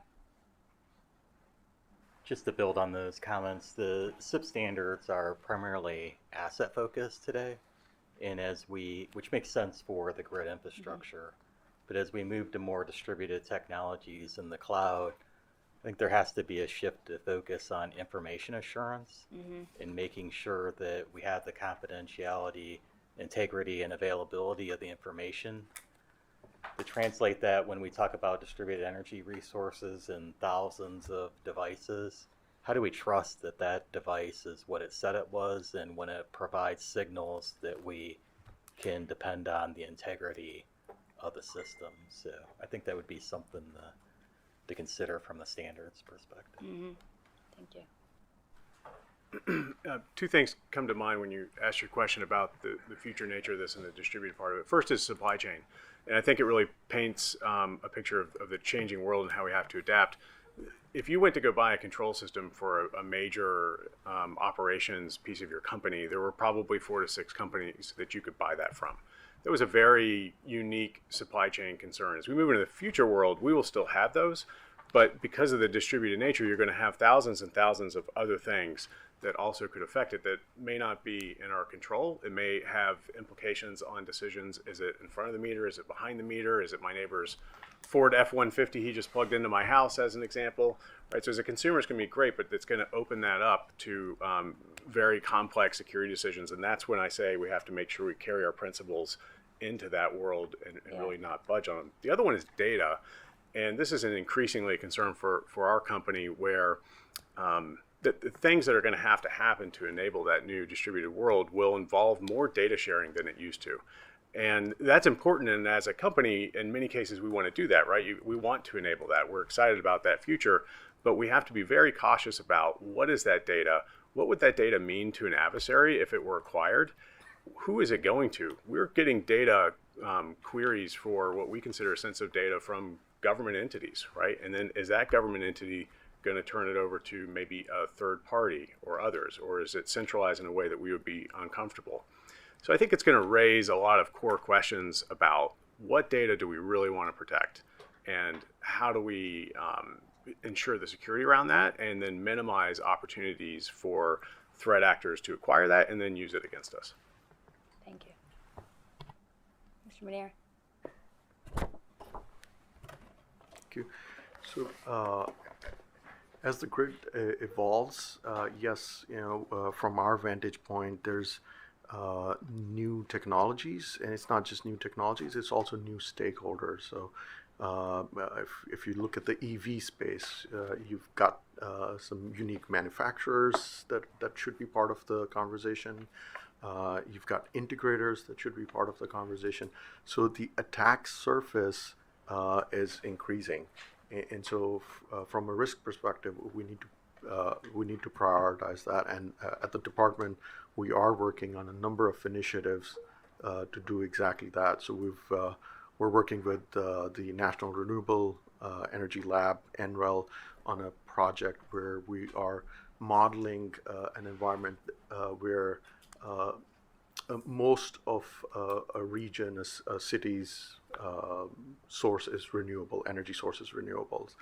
And looking at the cyber risk modeling and understanding how that would impact the cyber risks with that change in the generation mix. We've also got an effort with the national labs working on EV fast charging infrastructure. As we invest in this charging infrastructure throughout the country, are there risks to the grid and the infrastructure itself? And so we recently completed a demo looking at the EVSE charging infrastructure and identifying what cybersecurity vulnerabilities exist. Working with the vendors, we're looking at how we can strengthen these systems by adding cybersecurity and safety systems. There's under the Infrastructure Investment and Jobs Act, there's about $62 billion that the Department of Energy is investing in deployment of new infrastructure. And most of it is going to be newer, greener, cleaner infrastructure. This is for new systems deployment and for research and development. So Caesar is working within the department to work across the different offices to make sure that cybersecurity requirements are integrated into to these efforts that are high risk. Thank you. Oh, Mr. Blake. Yeah, thank you very much. One thing I wanted to highlight is it is going back to it's such an interesting time, right, with all of the change. And going back to the first panel about distributed energy resources and what does that look like, kind of at the root of your question. It's been interesting to see the potential cybersecurity challenges that follow those. And the one that comes to my mind right away as a great example of, you have proliferation of on behind the meter of wind and solar. But one of the things that we've become more and more aware of is that sometimes some of these outfits have common control rooms. So you have a single point of potential failure that is controlling in the aggregate a whole lot of megawatts of wind or solar. So kind of back to the earlier discussion about all of a sudden this is behaving like one thing dropping off at the same time if you walk through the parade of horribles that the cybersecurity system of that common center gets breached. And so again, that's an area we're looking at, but when you're thinking about how a lot of these rules were written and what we were thinking about and what did or didn't exist at the time, a lot of this stuff is definitely very much a paradigm shift. And then tied in with that is something that I try to think about when I'm looking at the standards or even solutions or approaches to problems is to not be, someone at the end of the panel, I'm sorry, made a great comment about not being overly prescriptive with the standards and really focusing on outcome. What am I trying to protect? Not the how. And it's really hard because sometimes when you roll your sleeves up and we all want to fix things, we start focusing on how we're going to do it. But the problem that we've seen in certain areas is where you write it given the landscape of today and you're unintentionally injecting how into the standard or requirement, which then can create a ceiling to the advancement of technology. So just it's interesting, all these problems kind of just coexist. It's a wonderful question because it kind of down the board you're hearing the variances of how this plays itself out. If I could just add, this might be a non-conventional response, but when you say distributed, you think of multiple sites, locations, and facilities in many places, but it's also that those places don't have equal reliance, which gets to the other point about assets and kind of how unique that they might be and where kind of distributed is it distributed because it's not equal. I think where regulation can actually be really beneficial to address that is actually an incident response planning, which is not an overly prescriptive type of control. You know, you must have this process in place or use this tool, but you could look at a future in which incident response takes into consideration the distributed nature of whatever you're owning and operating. An example would be you hear certain things repeated across cybersecurity, and that is that obviously ripping and replacing technology is extremely expensive. So some of those greenfield versus brownfield technologies, we repeat these things, but in certain instances, I've actually seen that having an HMI on hand to replace in a cyber incident is the best incident response plan for that facility, given all the considerations that went into their incident response plan. So I would caution against some of those things that you hear repeated because they're not true everywhere all the time, given the distributed nature. So, and that's what you mean by differentiation and reliance as opposed to reliability. What did you, just to clarify? The number of people that rely on that node in the distributed nature of the grid. Yeah. The distribution that it would provide. So like a rural entity versus a city, you have more reliance in a city typically. So for a rural one, they might tell you, or you might assume that it's too expensive to replace something, but actually given the distributed nature of the reliance and their location, it actually might be more cost effective to have something. So just consider some of those assumptions that go into that, balance. Yeah. Thank you very much. Mr. Chairman. Thank you, Commissioner Phillips. Thank you again for everyone for participating today. This is really fascinating, and it is a very highly technical subject, but obviously a very important one as well. I had three questions. I wanted to start out with a question about the supply chain, and I wanted to first give a plug for our, we're having along with DOE jointly hosting a technical conference on the supply chain. I think it was December 7th, so look forward to that. But you know, we've had this discussion. We do this technical conference annually, and it seems we've had the discussion about supply chain on several occasions. And you know, several years ago, I think I was here early on in my career, and we approved a standard It basically said, I'm going to paraphrase, utilities or bulk power system providers have to have a plan of action to address supply chain issues, and that's helpful. It's helpful to have a plan, and I understand we don't. And Mr. Blake, you said this. We don't want to get too prescriptive, and it's a very important point. But it still strikes me that there's some issues there, and in large part as it relates to the ability of utilities and other bulk power system entities to really have a good sense of when they're buying. I mean, we're talking about lots of equipment with lots of different parts that come from all over the world, and whether it be transformers or anything else. And it's got to be impossible, I would think, to really have a sense. And Mr. Barrios and Mr. Miller, maybe you two would be the most likely candidates to respond. But how are we going to address this? And how are you able to have enough information to make the decision about whether to buy from vendor A or vendor B on this equipment? And it's a question I remember we discussed a little bit at the last technical conference, which is, does there need to be some sort of whitelist or blacklist so people know that the government or somebody has done the research, like a UL label, on equipment, so that people know that what they're buying is as protected as possible? I don't know who wants to start with that. I'll give it a shot. That was a big question with a lot of different areas. I think at the core, how do we do this? And it certainly is a daunting problem. If I'm, I won't sugarcoat it. If I had to rank risks I'm concerned about over the next 5 years, supply chain's right up there. With my background, I've only been in our industry 6 or 7 years, but before that I was doing a lot of intelligence work here in DC, and supply chain presents a unique challenge for people to defend, and it presents a unique opportunity for actors.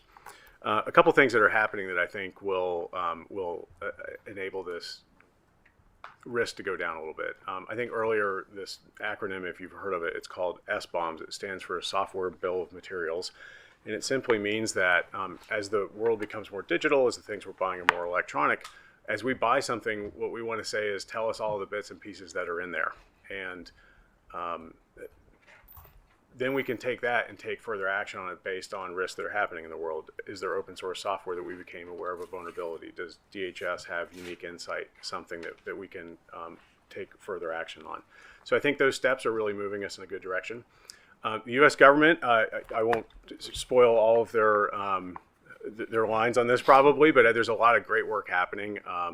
I would cite the Citrix program that has been out of some of our national labs and our DOE work, that it can take equipment and really look into it in a deeper way and analyze the potential risk it could have on the bulk electric system or other pieces in general. Supply chain problems in general outside of cybersecurity also are presenting unique challenges.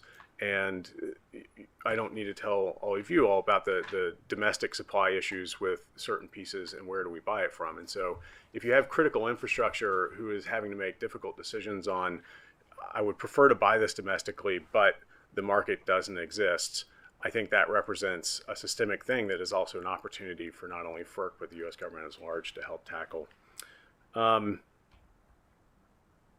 I'll save my other comments for the others. I'm sure they have other things to add.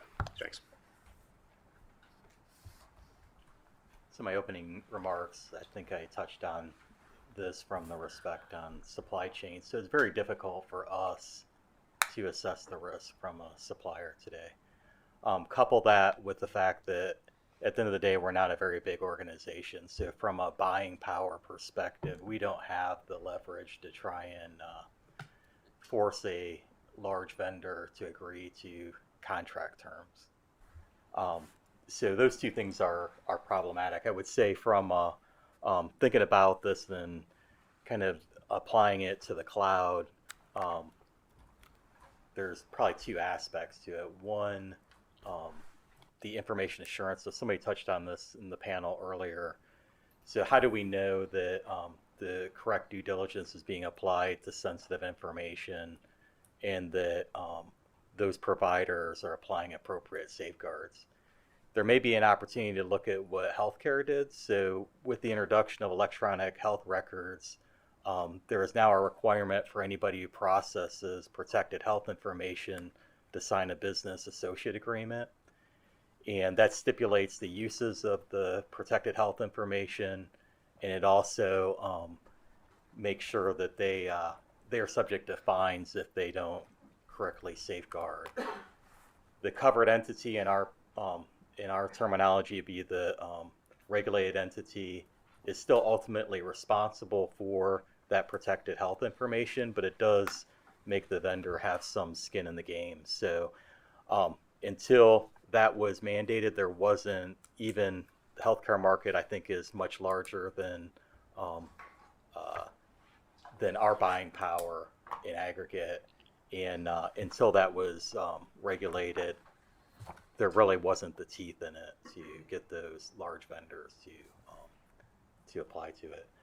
I do think there is an opportunity to leverage external certifications. So from a cloud provider perspective, there's government certifications already for example, FedRAMP. There's the Cloud Security Alliance that also does certification. So I think the ability to leverage some of those and help it address our compliance requirements would be very helpful. And finally, the last example I would give is that the Department of Defense is rolling out their cybersecurity maturity model certification because of the concern over vendors that they're using and inappropriate disclosure of information and secure development of products. Mr. Meunier. Thank you. So a couple of things. The cybersecurity capability maturity model that we have is a voluntary tool. Many organizations in the energy industry use the tool. We do not collect any information, but just based on informal interaction with organizations, the supply chain domain of the model is consistently one of the least mature domain for many organizations. This is a generalized statement, but that's our kind of anecdotal observation. So this is an important risk, and the Department of Energy has been working on this for a few years. The Citrix program that Brian mentioned was established a few years back as a pilot program where we started looking at software and hardware using the national lab expertise to tear down the equipment and kind of try to see, identify vulnerabilities and develop mitigations. We can't test everything, so it has to be a risk-based approach. So with the Infrastructure Investment and Jobs Act, the IIJA, there's a provision 40122, which basically asked us to establish the Energy Cyber Sense program. And what we are envisioning for this program is to look at supply chain cybersecurity risks in an end-to-end way. So look at really four things. First, how do we work with the industry to identify and prioritize critical equipment that needs to be kind of zoomed into? Second, what do we do about provenance? How do we find technical solutions to address provenance, things like SBOM and HBOM? Third is the testing piece, which we already have the Citrix program, but we intend to expand its scope by including more vendors and more utilities as our partners. And the fourth aspect of the program will be the education and awareness, working with our partners in the industry to make sure that everyone is aware of the risks and the solutions. Another aspect of this is stuff that we are acquiring from other places, from other vendors, but at the same time, we are also developing stuff that is getting used or is going to get used in the energy industry later on. And so now is the time to invest in making sure that cybersecurity is baked in right at the get-go. And so we've we've internally within the department started working with other offices that invest in R&D to do exactly that. And the National Cyber Informed Engineering Strategy that Brendan mentioned is going to be a critical approach, critical strategy. This is not something that DOE alone will implement. This will require a partnership with industry, with academia, and other agencies to implement this sort of paradigm shift where we're engineering tools and technologies that are inherently cyber secure. Thank you. Mr. Kolesky. Thanks, Mr. Chairman. Just to reiterate, kind of from a supply chain perspective, from a cyber perspective in supply chain, right, we care about intentional security vulnerabilities being introduced into the system. And to me, that's something that can be seen some level of foreign ownership control or somebody who's adversarially trying to do something via supply chain. Care about counterfeit, which is largely a financial incentive type of thing. Care about flawed design, which is just, the companies that are doing business are cutting corners as they do business there, and we care about sort of the maintenance and repair moment, as I said at the beginning, which gives different access points, which could be an opportunity for somebody to get involved. And that's the foreign investment, and as different companies get bought and things like that, you may be introducing risk later on during the process. So I think it's important to keep track of why we care. I mean, there's certainly other ways you can capture it. As somebody who's doing this from an analytic perspective, I think a lot of what we've seen in understanding your suppliers, both in terms of who you're doing business with and who they're doing business with, as well as the components of the hardware and software, is there's a lot more data out there and there's more technology. And I like to say it's a lot easier to make the knowable known now. And I think some of the technologies that's out there, you can start to understand who is in your supply chain and make these things that are fundamentally somewhat knowable, but it was just hard to access all the data. And certainly that's a little bit of what we're trying to do. And that includes that both valuing sort of the companies and the provenance, but also hopefully the hardware and software on there. I will caution from my perspective for a while, one thing to think about is that the stuff that DOE pilots through the labs, there has to be a way to make that scalable, and there has to be sort of the transfer from the invention to innovation to market stage, and how to do that tech transfer, I think, is an important element to think about. Absolutely, and that's also another area where we're increasing our investments. So we've been transitioning R&D to practice through our regular lab processes. We've invested in our technology commercialization fund, and this year, this particular investment that we've done is that we're going to bring a number of labs together to showcase their different products that they've developed under our funding, and get them in front of investors and entrepreneurs so that those technologies and those solutions can then transition into the industry. And then just a couple more points. One reason supply chains are so complex at this point is there have been affirmative decisions made to buy things at the most cost-effective prices and things like that. And so certainly, it's a pitch to think about what industrial policy looks like, so the alternatives are made, and is there enough money to buy more secure things as I thought about. And then finally, I would make a pitch on the approved products question. We actually in our ICT Supply Chain Risk Management Task Force that I used to chair, we argued to get rid of the terms whitelist and blacklist for reasons. So I'm take the opportunity to just pitch that approved products list and disapproved products list is a good way there. But I think the information sharing environments, the EISAC and other things where there's opportunity, where information share is already going around, can the companies come together and say, we've done due diligence on these products, we know these products are good, and we're comfortable putting them in our environment, so you don't necessarily have to buy as another company the same level of due diligence. Are there ways to add supply chain information sharing to the existing information sharing environments, or we decided not to buy X because there's liabilities to some of these questions and study that, but we decided not to buy X, and we want you to know we decided not to buy X because we had some concerns around there. And can the industry as a whole benefit from decisions that are being made to reduce risk in supply chains? Just quickly on that, I think the problem is another term, supply chain, is one that's we're experiencing in a whole bunch of industries now. Let's take transformers as a great example.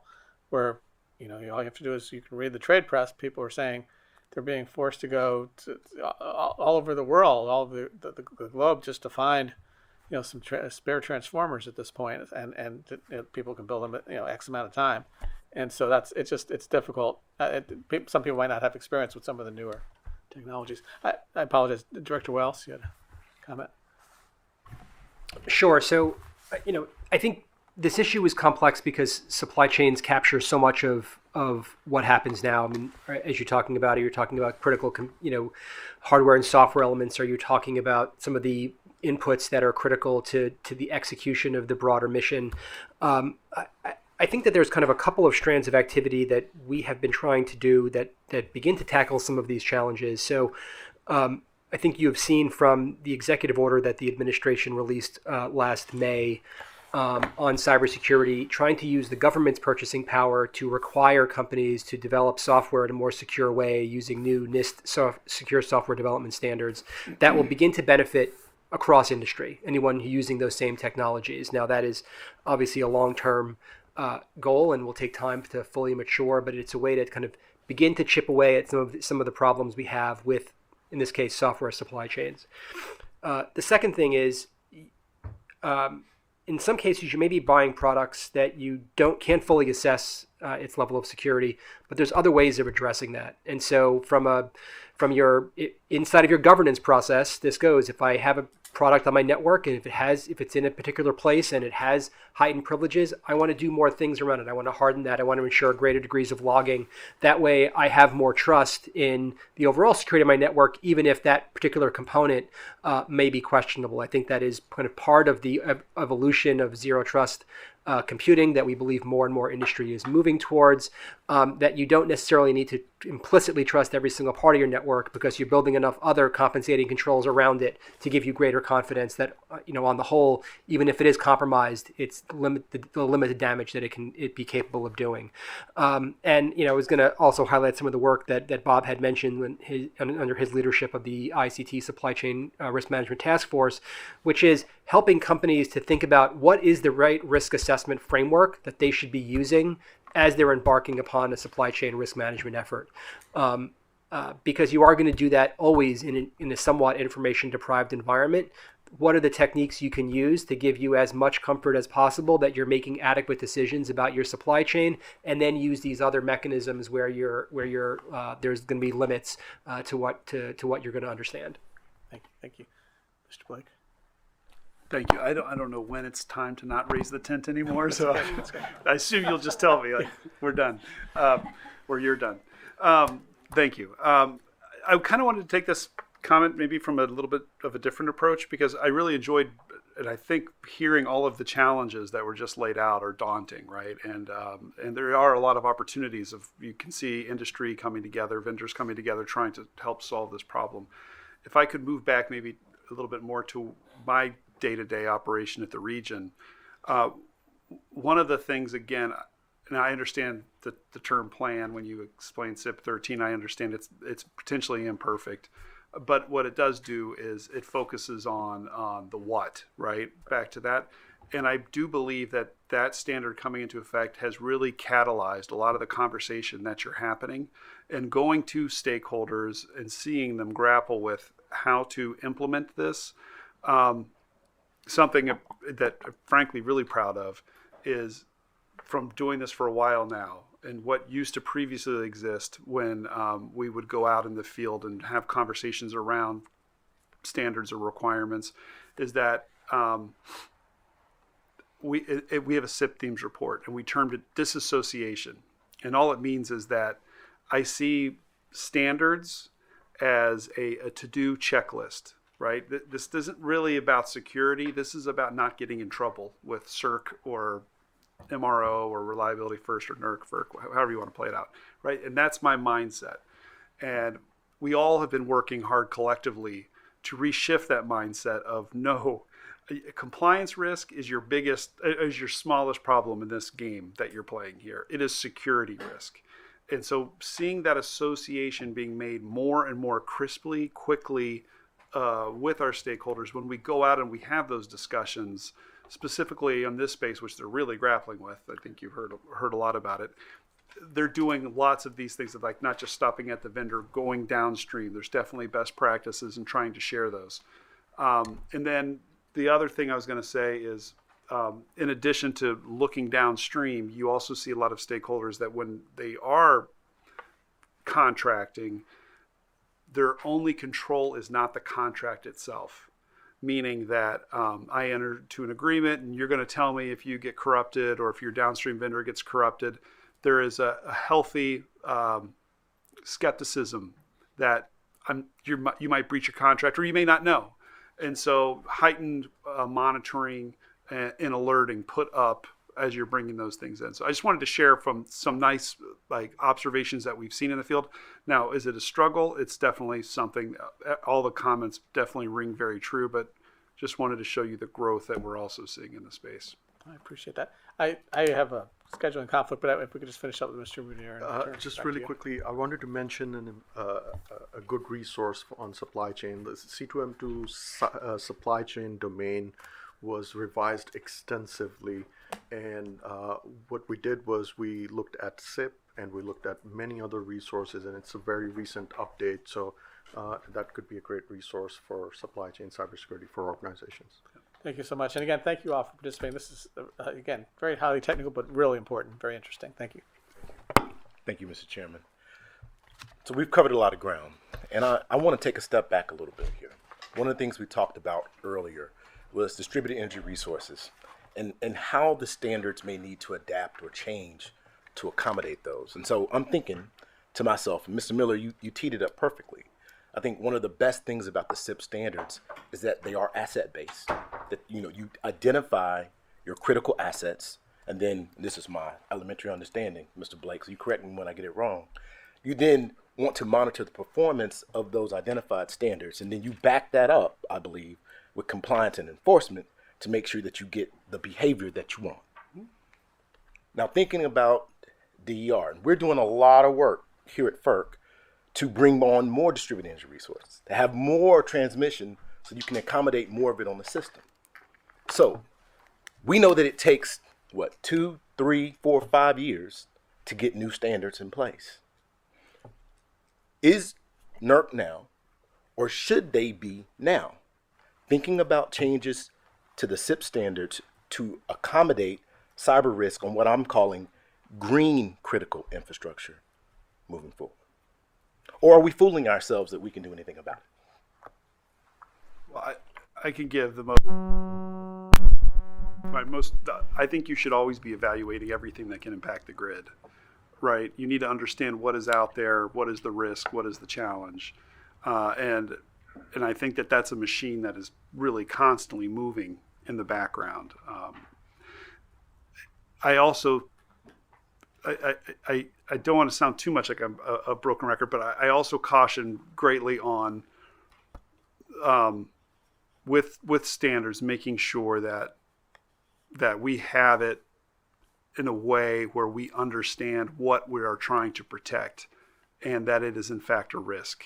And it's not just another, if you did it this way, it might be a little bit better. So it's maybe there's a little nuance there I'm trying to speak to, but it's daunting, right? I mean, you have a lot going on, so you just have to be all over this. I think I raised an example earlier. It's a tremendous question of where you're having these aggregated centers that are in control of gigawatts of wind or solar, right, with a single operation system running it. So yeah, we need to understand that, and I do believe that there are studies that are ongoing looking at those types of things. As a follow-up, Mr. Wells, you talked about how you don't have to trust every single data point on your system if you get your controls right. But again, following up on that question about DER, if every home is a smart home and every home has a smart appliance, everybody has solar panels, everybody's charging their EV, and they're sharing all that data with their electric utility, does that introduce new cybersecurity concerns that we should be thinking about? I don't think that I'm the right person to answer the question of because of the nature of the distributed energy resources, how does that introduce some of the specific cyber risks back to the grid? I would say anytime you're introducing more sensors onto a network, you're having more data exchange between different parts of your network. You're introducing some level of risk, but that risk can be managed. Does the data need to flow in both directions all the time? Maybe yes in some cases, maybe no in other cases. Maybe you just want to receive data one way and it's going to be protected in a certain, it can be protected to avoid that being used to kind of corrupt the rest of your network. So I think the important point is, does distributed energy resources, is it unable to be accommodated by the security outcomes that are required in the existing NERC CIP standards? Or is you still need to do the same things you're doing with your existing grid assets? You're identifying which ones are most critical. You're putting in place the right level of detection protection around those assets. You're making sure you have the incident response plans in place capable of dealing with them. Now, the exact tools you use may be different, but the outcomes that you're looking for, the standards, may be the same. So I think this issue needs to be evaluated, but I don't know that it is a foregone conclusion because you've got different assets on the grid that you need to change the security outcomes, which may be very consistent. It might seem like a mundane answer, but I think there's a lot of work that could be done in preparation around definitions. What does bulk look like when we're talking about DER? Who is an asset owner become in deploying those scenarios? To provide an example of kind of new considerations for these renewables, or to use your term, green critical infrastructure, there have been cybersecurity incidents in which satellite communications have affected windmill, generation. That's feasibly out of the control of that asset owner, however you define that asset owner. So there might be certain considerations that you could start with now to understand what's the level of responsibility, what's in the control of the asset owner, who is the asset owner, what does bulk impact look like for generation, distribution, and demand. I'd like the DOE on this question. I'd also like you to respond to another question. Sure. So the chairman raised the point about supply chain, right? And one of the things he said, and it was almost like just almost a throwaway, he said, we've long had this issue of backup transformers, replacing transformers in the event of some type of physical or cybersecurity event. I want to know from you or from anyone at the table, is that an issue that is still a major concern? Have we put in any type of programs to solve that issue, or is that something that you're thinking about? Sure. I'll answer the first thread first. And so I think the question about standards for the DER is a question about the stakeholders. Who are the stakeholders that are involved in sort of the security of this infrastructure? It's not just utilities. It's a host of other stakeholders as well, integrators and others. And so that's one. And the other thing, I think the point that Brendan made is that it's whether the efficacy of the SIP standards with this increase in DERs, does that really impact the efficacy of the SIP standards? That can be evaluated on surface. It doesn't look like that should matter, but that's something that should be evaluated if that's a concern. Now, going back to the question about transformers, I know this is something that the department is looking at. I apologize. It's not something that my particular division is looking at, so I'm not fully versed on the details. But this is something that is a concern, has been raised by the industry, and the department is definitely working on this. Anybody else want to respond to the backup transformer question? I am not an expert in the space, but through the Mutual Assistance Program, there are spare transformer efforts going on. My understanding is there's still a core national supply chain problem. On the cybersecurity front of whether it's transformers or anything else, there is a break-off program from the Mutual Assistance we're all familiar with in sending trucks. There's a cyber mutual assistance program as well, where we could all help each other in an event, and that gets to the talent problem that we were talking about before. I think it's refreshing to see. I think your average citizen would be very, hopefully, positively surprised at how much we coordinate we're all literally connected, and on a cyber front, there's a lot of cooperation working across boundaries to respond in such an event if ever needed. I can tell you from personal experience that there's a lot of truth in that statement. When I was chair of the DC Public Service Commission, we had a reliability event where one of our major transformers went down. And by the time I got on the site, there was a mobile transformer already there, which was an asset that we had just recently approved that Pepco had brought online. So I know that there are improvements that are taking place. I just want to put that on the table. That's something that I continue to care about, something that we're going to continue to ask questions about. Mr. Kolaski, I really enjoyed reading your comments, and you said something that was interesting to me. In your conclusion, you mentioned that the disabling of only a very small number of generators or substations could result in widespread power loss or disruption. And we've heard that repeated on 60 Minutes and other places. Would you expand on that a little bit for me, please? So, I mean, that's something that's testable, right, in terms of what gets disabled, and we see that with natural disasters in terms of what the consequences are of bringing down parts of elements of the grid. And so, you know, I'm not an expert on the specifics of what is and isn't feasible. So to your 60 Minutes point, I do want to emphasize that despite what I wrote in that testimony, I don't want to necessarily associate myself with the most recent 60 Minutes one that I saw, which was about 7 months ago, which was fear-mongering about what could happen to the grid. And so I will make the more general point that it's important to understand the scope of what is conceivable and not fearmonger about what's conceivable. And then to the extent that you can take down parts of the system significantly through cyber means, and certainly we've seen weather events that take down the system for a long time, scenes, and you know, I had the benefit of doing all hazards work and thinking about that way. It's important to study that, and then it's important to build in technical means for resilience to manage so that whatever the right version of that statement is, it's technically, you've managed out as much possible risk as you possibly can. So you have created less ripe targets for adversaries to go after there. And you know, one of the challenges we always had at the department was trying to understand, the Department of Homeland Security was trying to understand the scope of what an adversary could do in terms of taking down elements of the grid, and making sure that, with that in mind, how can you contain that? You know, I talked about natural disasters, but you know, also did work around geomagnetic storms and electromagnetic pulse and other ways that you could take down component elements of the grid. But I definitely don't want to associate myself with the 60 Minutes element that we're one step away from the lights going out for 6 months and chaos, and everyone should go. I also just saw the 60 Minutes one on prepping, and you know, I'll leave that to personal risk management preferences. But yes. And I wasn't trying to, I was actually giving you an opportunity to say exactly what you said. I think, you know, one of the things you hear a lot in the industry is people say that the grid is now more secure than it's ever been. You know, and of course, that's not saying there's any type of guarantee about what's going to happen in the future. But I think it's important to say that we're not in a situation where we're fear-mongering.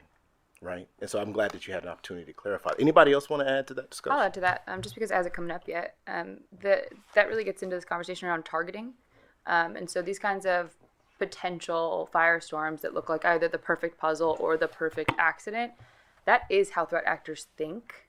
But luckily, it's extremely difficult to pinpoint, and so we should be developing ways to calculate risk reduction that statistically reduce your risk significantly, right?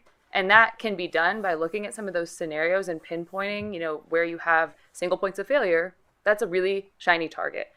But again, to the point about fear-mongering, we're not sitting around having those targeting conversations of the perfect storm versus the perfect accident. But a lot of these scenarios could be prevented by doing the risk reduction measures that we've talked about for years, that would prevent the creation of, or the lack of ignorance of, single points of failure. Is really what we're talking about.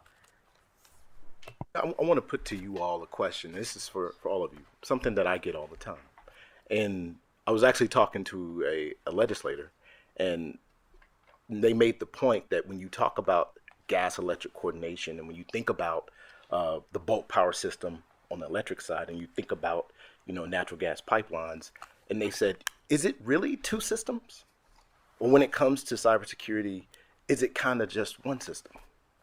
And if that's the case, does it make sense to have mandatory reliability standards for cybersecurity on one side and to not have those, they're coming on, but to not have a mature cybersecurity regime on the other side?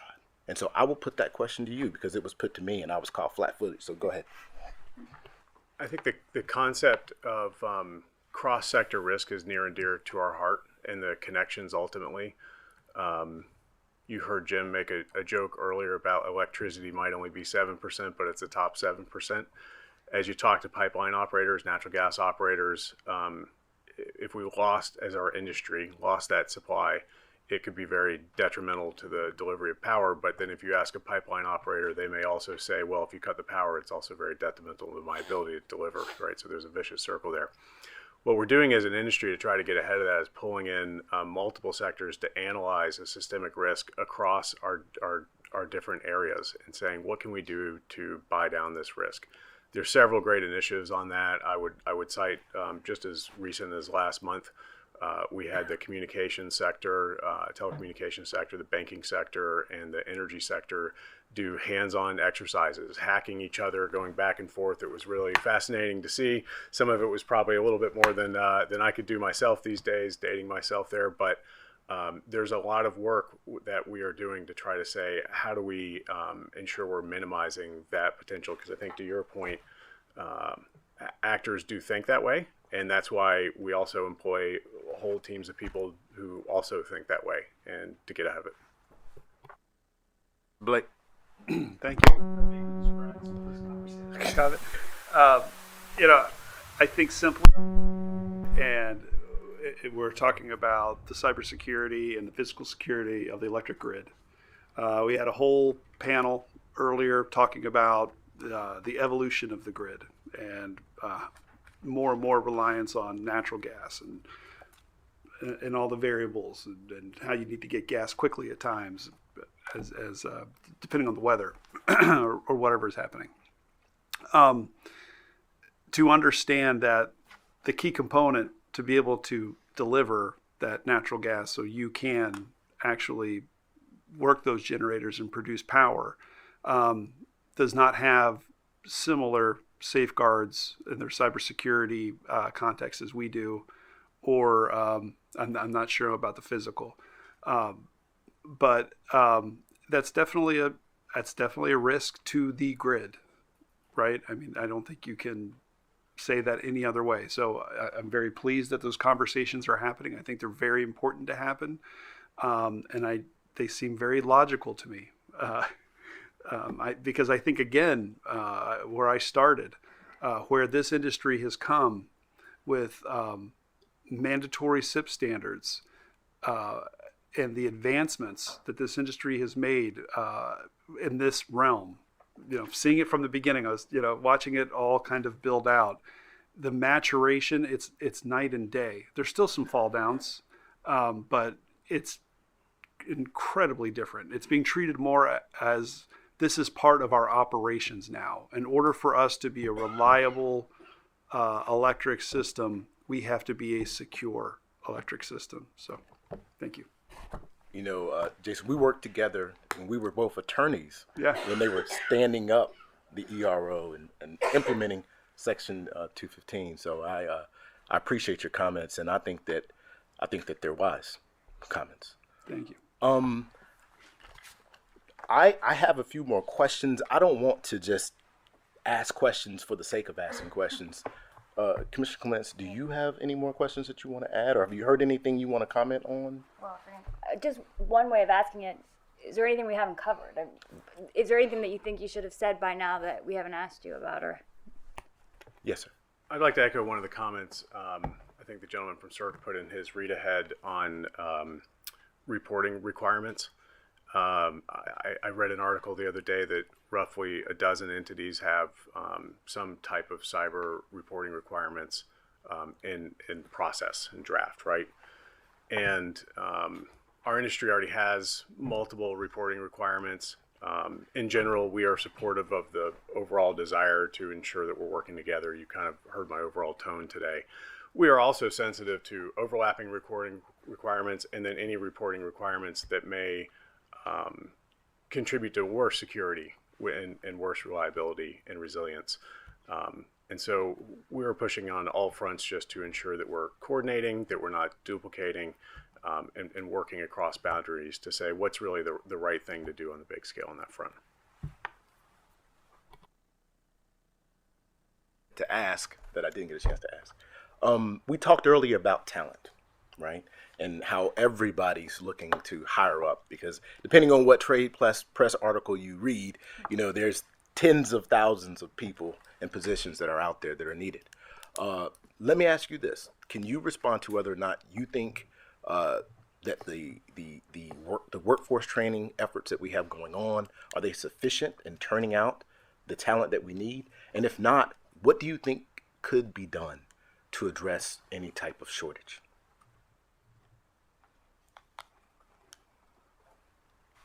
No. Mr. Miller. Mr. Miller. Once again, I think I touched on this a little bit in the opening remarks, but we've had a lot of great training programs from a classroom perspective, and there's and certification programs. The one thing that I think we could benefit from more of is experience-based training. So things like cyber ranges. I mentioned the DOE programs that they have. NERC and EISAC put on GridX every year. GridX, we learn a lot by participating in that. It is at a very high level, though, so going down to more of the defender level for exercises like that would be beneficial. I did want to touch on a slightly different topic on this thought, though, is culture. So we've been trying to drive a high reliability organization culture, and so that applies to security and just operations in general.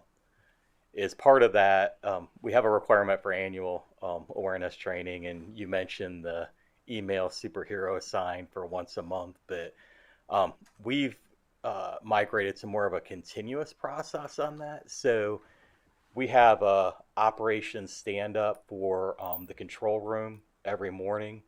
We do the same thing for our technology group, and we recently introduced the daily intelligence brief.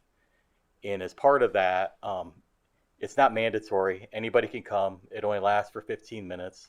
Anybody can submit an item that they read in the newspaper, and you'd be amazed at how many people in our organization actually attend that daily intelligence brief. And it plays into the see something, say something. We've had government partners, both local law enforcement. We've had representation from Department of Homeland Security come and give briefs. And so it's just, I think I can't overemphasize that because it acts as a force multiplier. So everybody in our organization is continuously aware of security, and it's top of mind. We're only as strong as our weakest link, is what some people say. Mr. Blake? Yeah, thank you. I really like this question, and I'll tell you why. Because first of all, we've identified it at CERC as one of our top regional risks across all of our stakeholders: manpower, the ability to retain and recruit, expertise in the field, and as you can imagine, they are very well sought after cybersecurity professionals. There's a lot of industries that want them, need them. And then there's Apple, which just gets them. But that being said, the thing I think because we're always at NERC and at the regions, we're always looking at it from the risk perspective. The risk is pretty obvious, right? Our stakeholders are having a problem, as are we, on recruiting talent.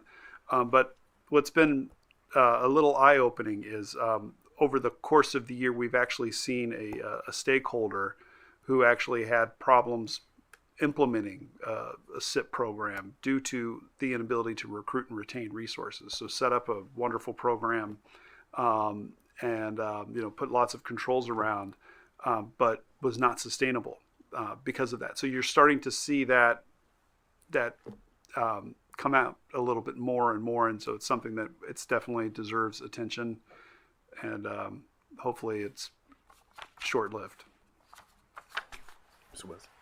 Sure. So I will say that given our work across various critical infrastructure sectors, and having talked to many of them, this and the supply chain third-party risk problem are Microphone. This and the third-party cyber supply chain issues are the commonality of every single sector raises this as their top issues today. Because no one believes that the pipeline is big enough today to satisfy the cybersecurity workforce that they believe that they will need. And it is not something that they believe that simple training is enough to get them there, that we need a bigger pipe, more people interested in this, and more people who are capable of doing this in more parts of the industry. No one has cracked the code on how to solve this yet.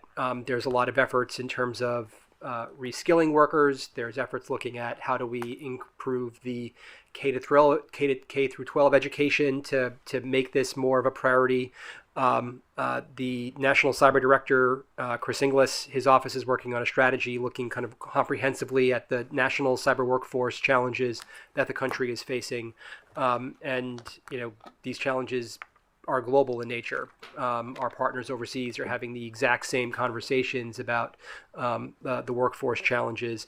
I think particularly in this sector and several others where there not only requires kind of the basic cybersecurity expertise capable of working and setting up network infrastructure, but kind of industrial control system cybersecurity is an added complexity with an even kind of smaller universe of people capable of doing that at the level that is required given the threats that we face. So it is one that should remain top of mind, although I unfortunately am not here to give you all the answers, but I'll come back as soon as I do.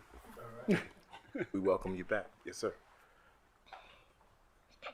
So I'll essentially echo that this is a huge challenge, and it's not just a challenge for our stakeholders in the industry, but it's also a challenge for ourselves as well. So the programs that I mentioned earlier, the Cyberforce competition, where we're trying to invest in the pipeline early on at the university level. Bring interested folks to look at energy cybersecurity related challenges, compete in them, and become part of the energy cybersecurity workforce. We've got CyberStrike, Cyberforce. We've got an OT Defender Fellowship program where we're working with mid-level and senior level OT energy sector cybersecurity professionals in partnering with them to look at different government energy cybersecurity efforts. We also hosted the cadets from U.S. Coast Guard as interns so that to plant the seed of looking at energy and cybersecurity nexus. And so we're making investments, but this is going to take a long time to materialize. Mm-hmm. And so there's no immediate solution right now. As was so quickly said, it's not enough. I could list a million things I feel the industry is doing, and many have been listed. I worry we're not focused enough on the demand side. We're so over-focused on the supply chain side. And as we've seen so many efforts over the last decade, it has not solved the problem. It's only been exacerbated by COVID, by work from home. So I think we've got to invest more in automation. I think we have an opportunity when we talk about how to do things above and beyond the floor. As a community, we have to make it less people intensive to do the outcomes we want to achieve, and that means automation in many cases. Could I add? I think we need non-traditional pipelines. So a lot of very high-profile programs were mentioned here, and those programs are going to produce unicorns that we talk about in cybersecurity. But we need apprenticeships, we need community college courses, we need non-traditional avenues, retraining, et cetera. I always tell people this, especially with process control engineers on the OT side, and then the OT folks said, please don't take our engineers, right? But they're interested and they're ready and they have pipelines to do that in an unconventional way. And anecdotally, I'll tell just a story really quickly. I just visited a utility and this guy for years was advocating for them to create an OT cybersecurity position for him, went out and spent his own money to get as much education as he could out of pocket and then go lobby to the C-suite that he should deserve this job that he already then trained himself for. He's a unicorn, right? But we shouldn't have people in the OT cybersecurity space lobbying for a position to be created for something that is so paramount to our security in this nation. So just a story. I'll tell you right now, as a former state regulator, it is very difficult to hire and retain cybersecurity expertise. I struggled with it for 7 years at the DC Public Service Commission. I also want to put this on the record as a final note. I think that we all know that one of the initiatives that I care a lot about is making sure that we diversify our workforce in this industry. And I think given the need that we have in cybersecurity professionals, I think this is a great opportunity for us to invest in diversity. And I've talked to several members of Congress who have asked me, they say, are we looking at some of our historically HBCUs, some of our, minority serving institutions? They're great resources that, quite frankly, we don't see people recruiting engineers as much as I think they should be. And so that's something I want to continue to think about and talk about. I want to hear from all of you.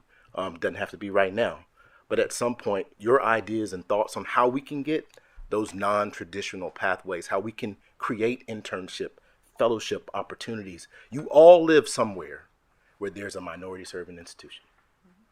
Let's tap into that. So with that, that will conclude my comments and remarks. I will allow the staff to have any closing comments or questions they might have. Yeah, thank you, Commissioner. Let me ask just one question and then turn to closing statements then. And I want to go back to the beginning of the panel when all of you mentioned cyber governance. And obviously we are the Federal Energy Regulatory Commission, and part of our role is overseeing the SIP reliability standards. And so the question I have is this, is that understanding that a cyber governance program provides kind of a high level set of controls that allows for a flexible and deeper approach to cybersecurity.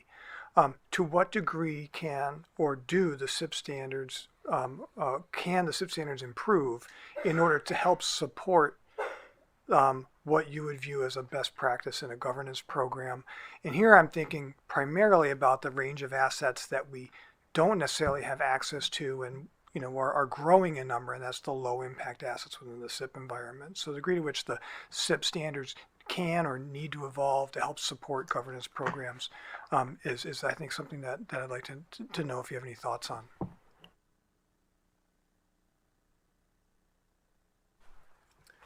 I've mentioned the need for flexibility. One I have not mentioned is I think we still have a lot to figure out on the cloud front.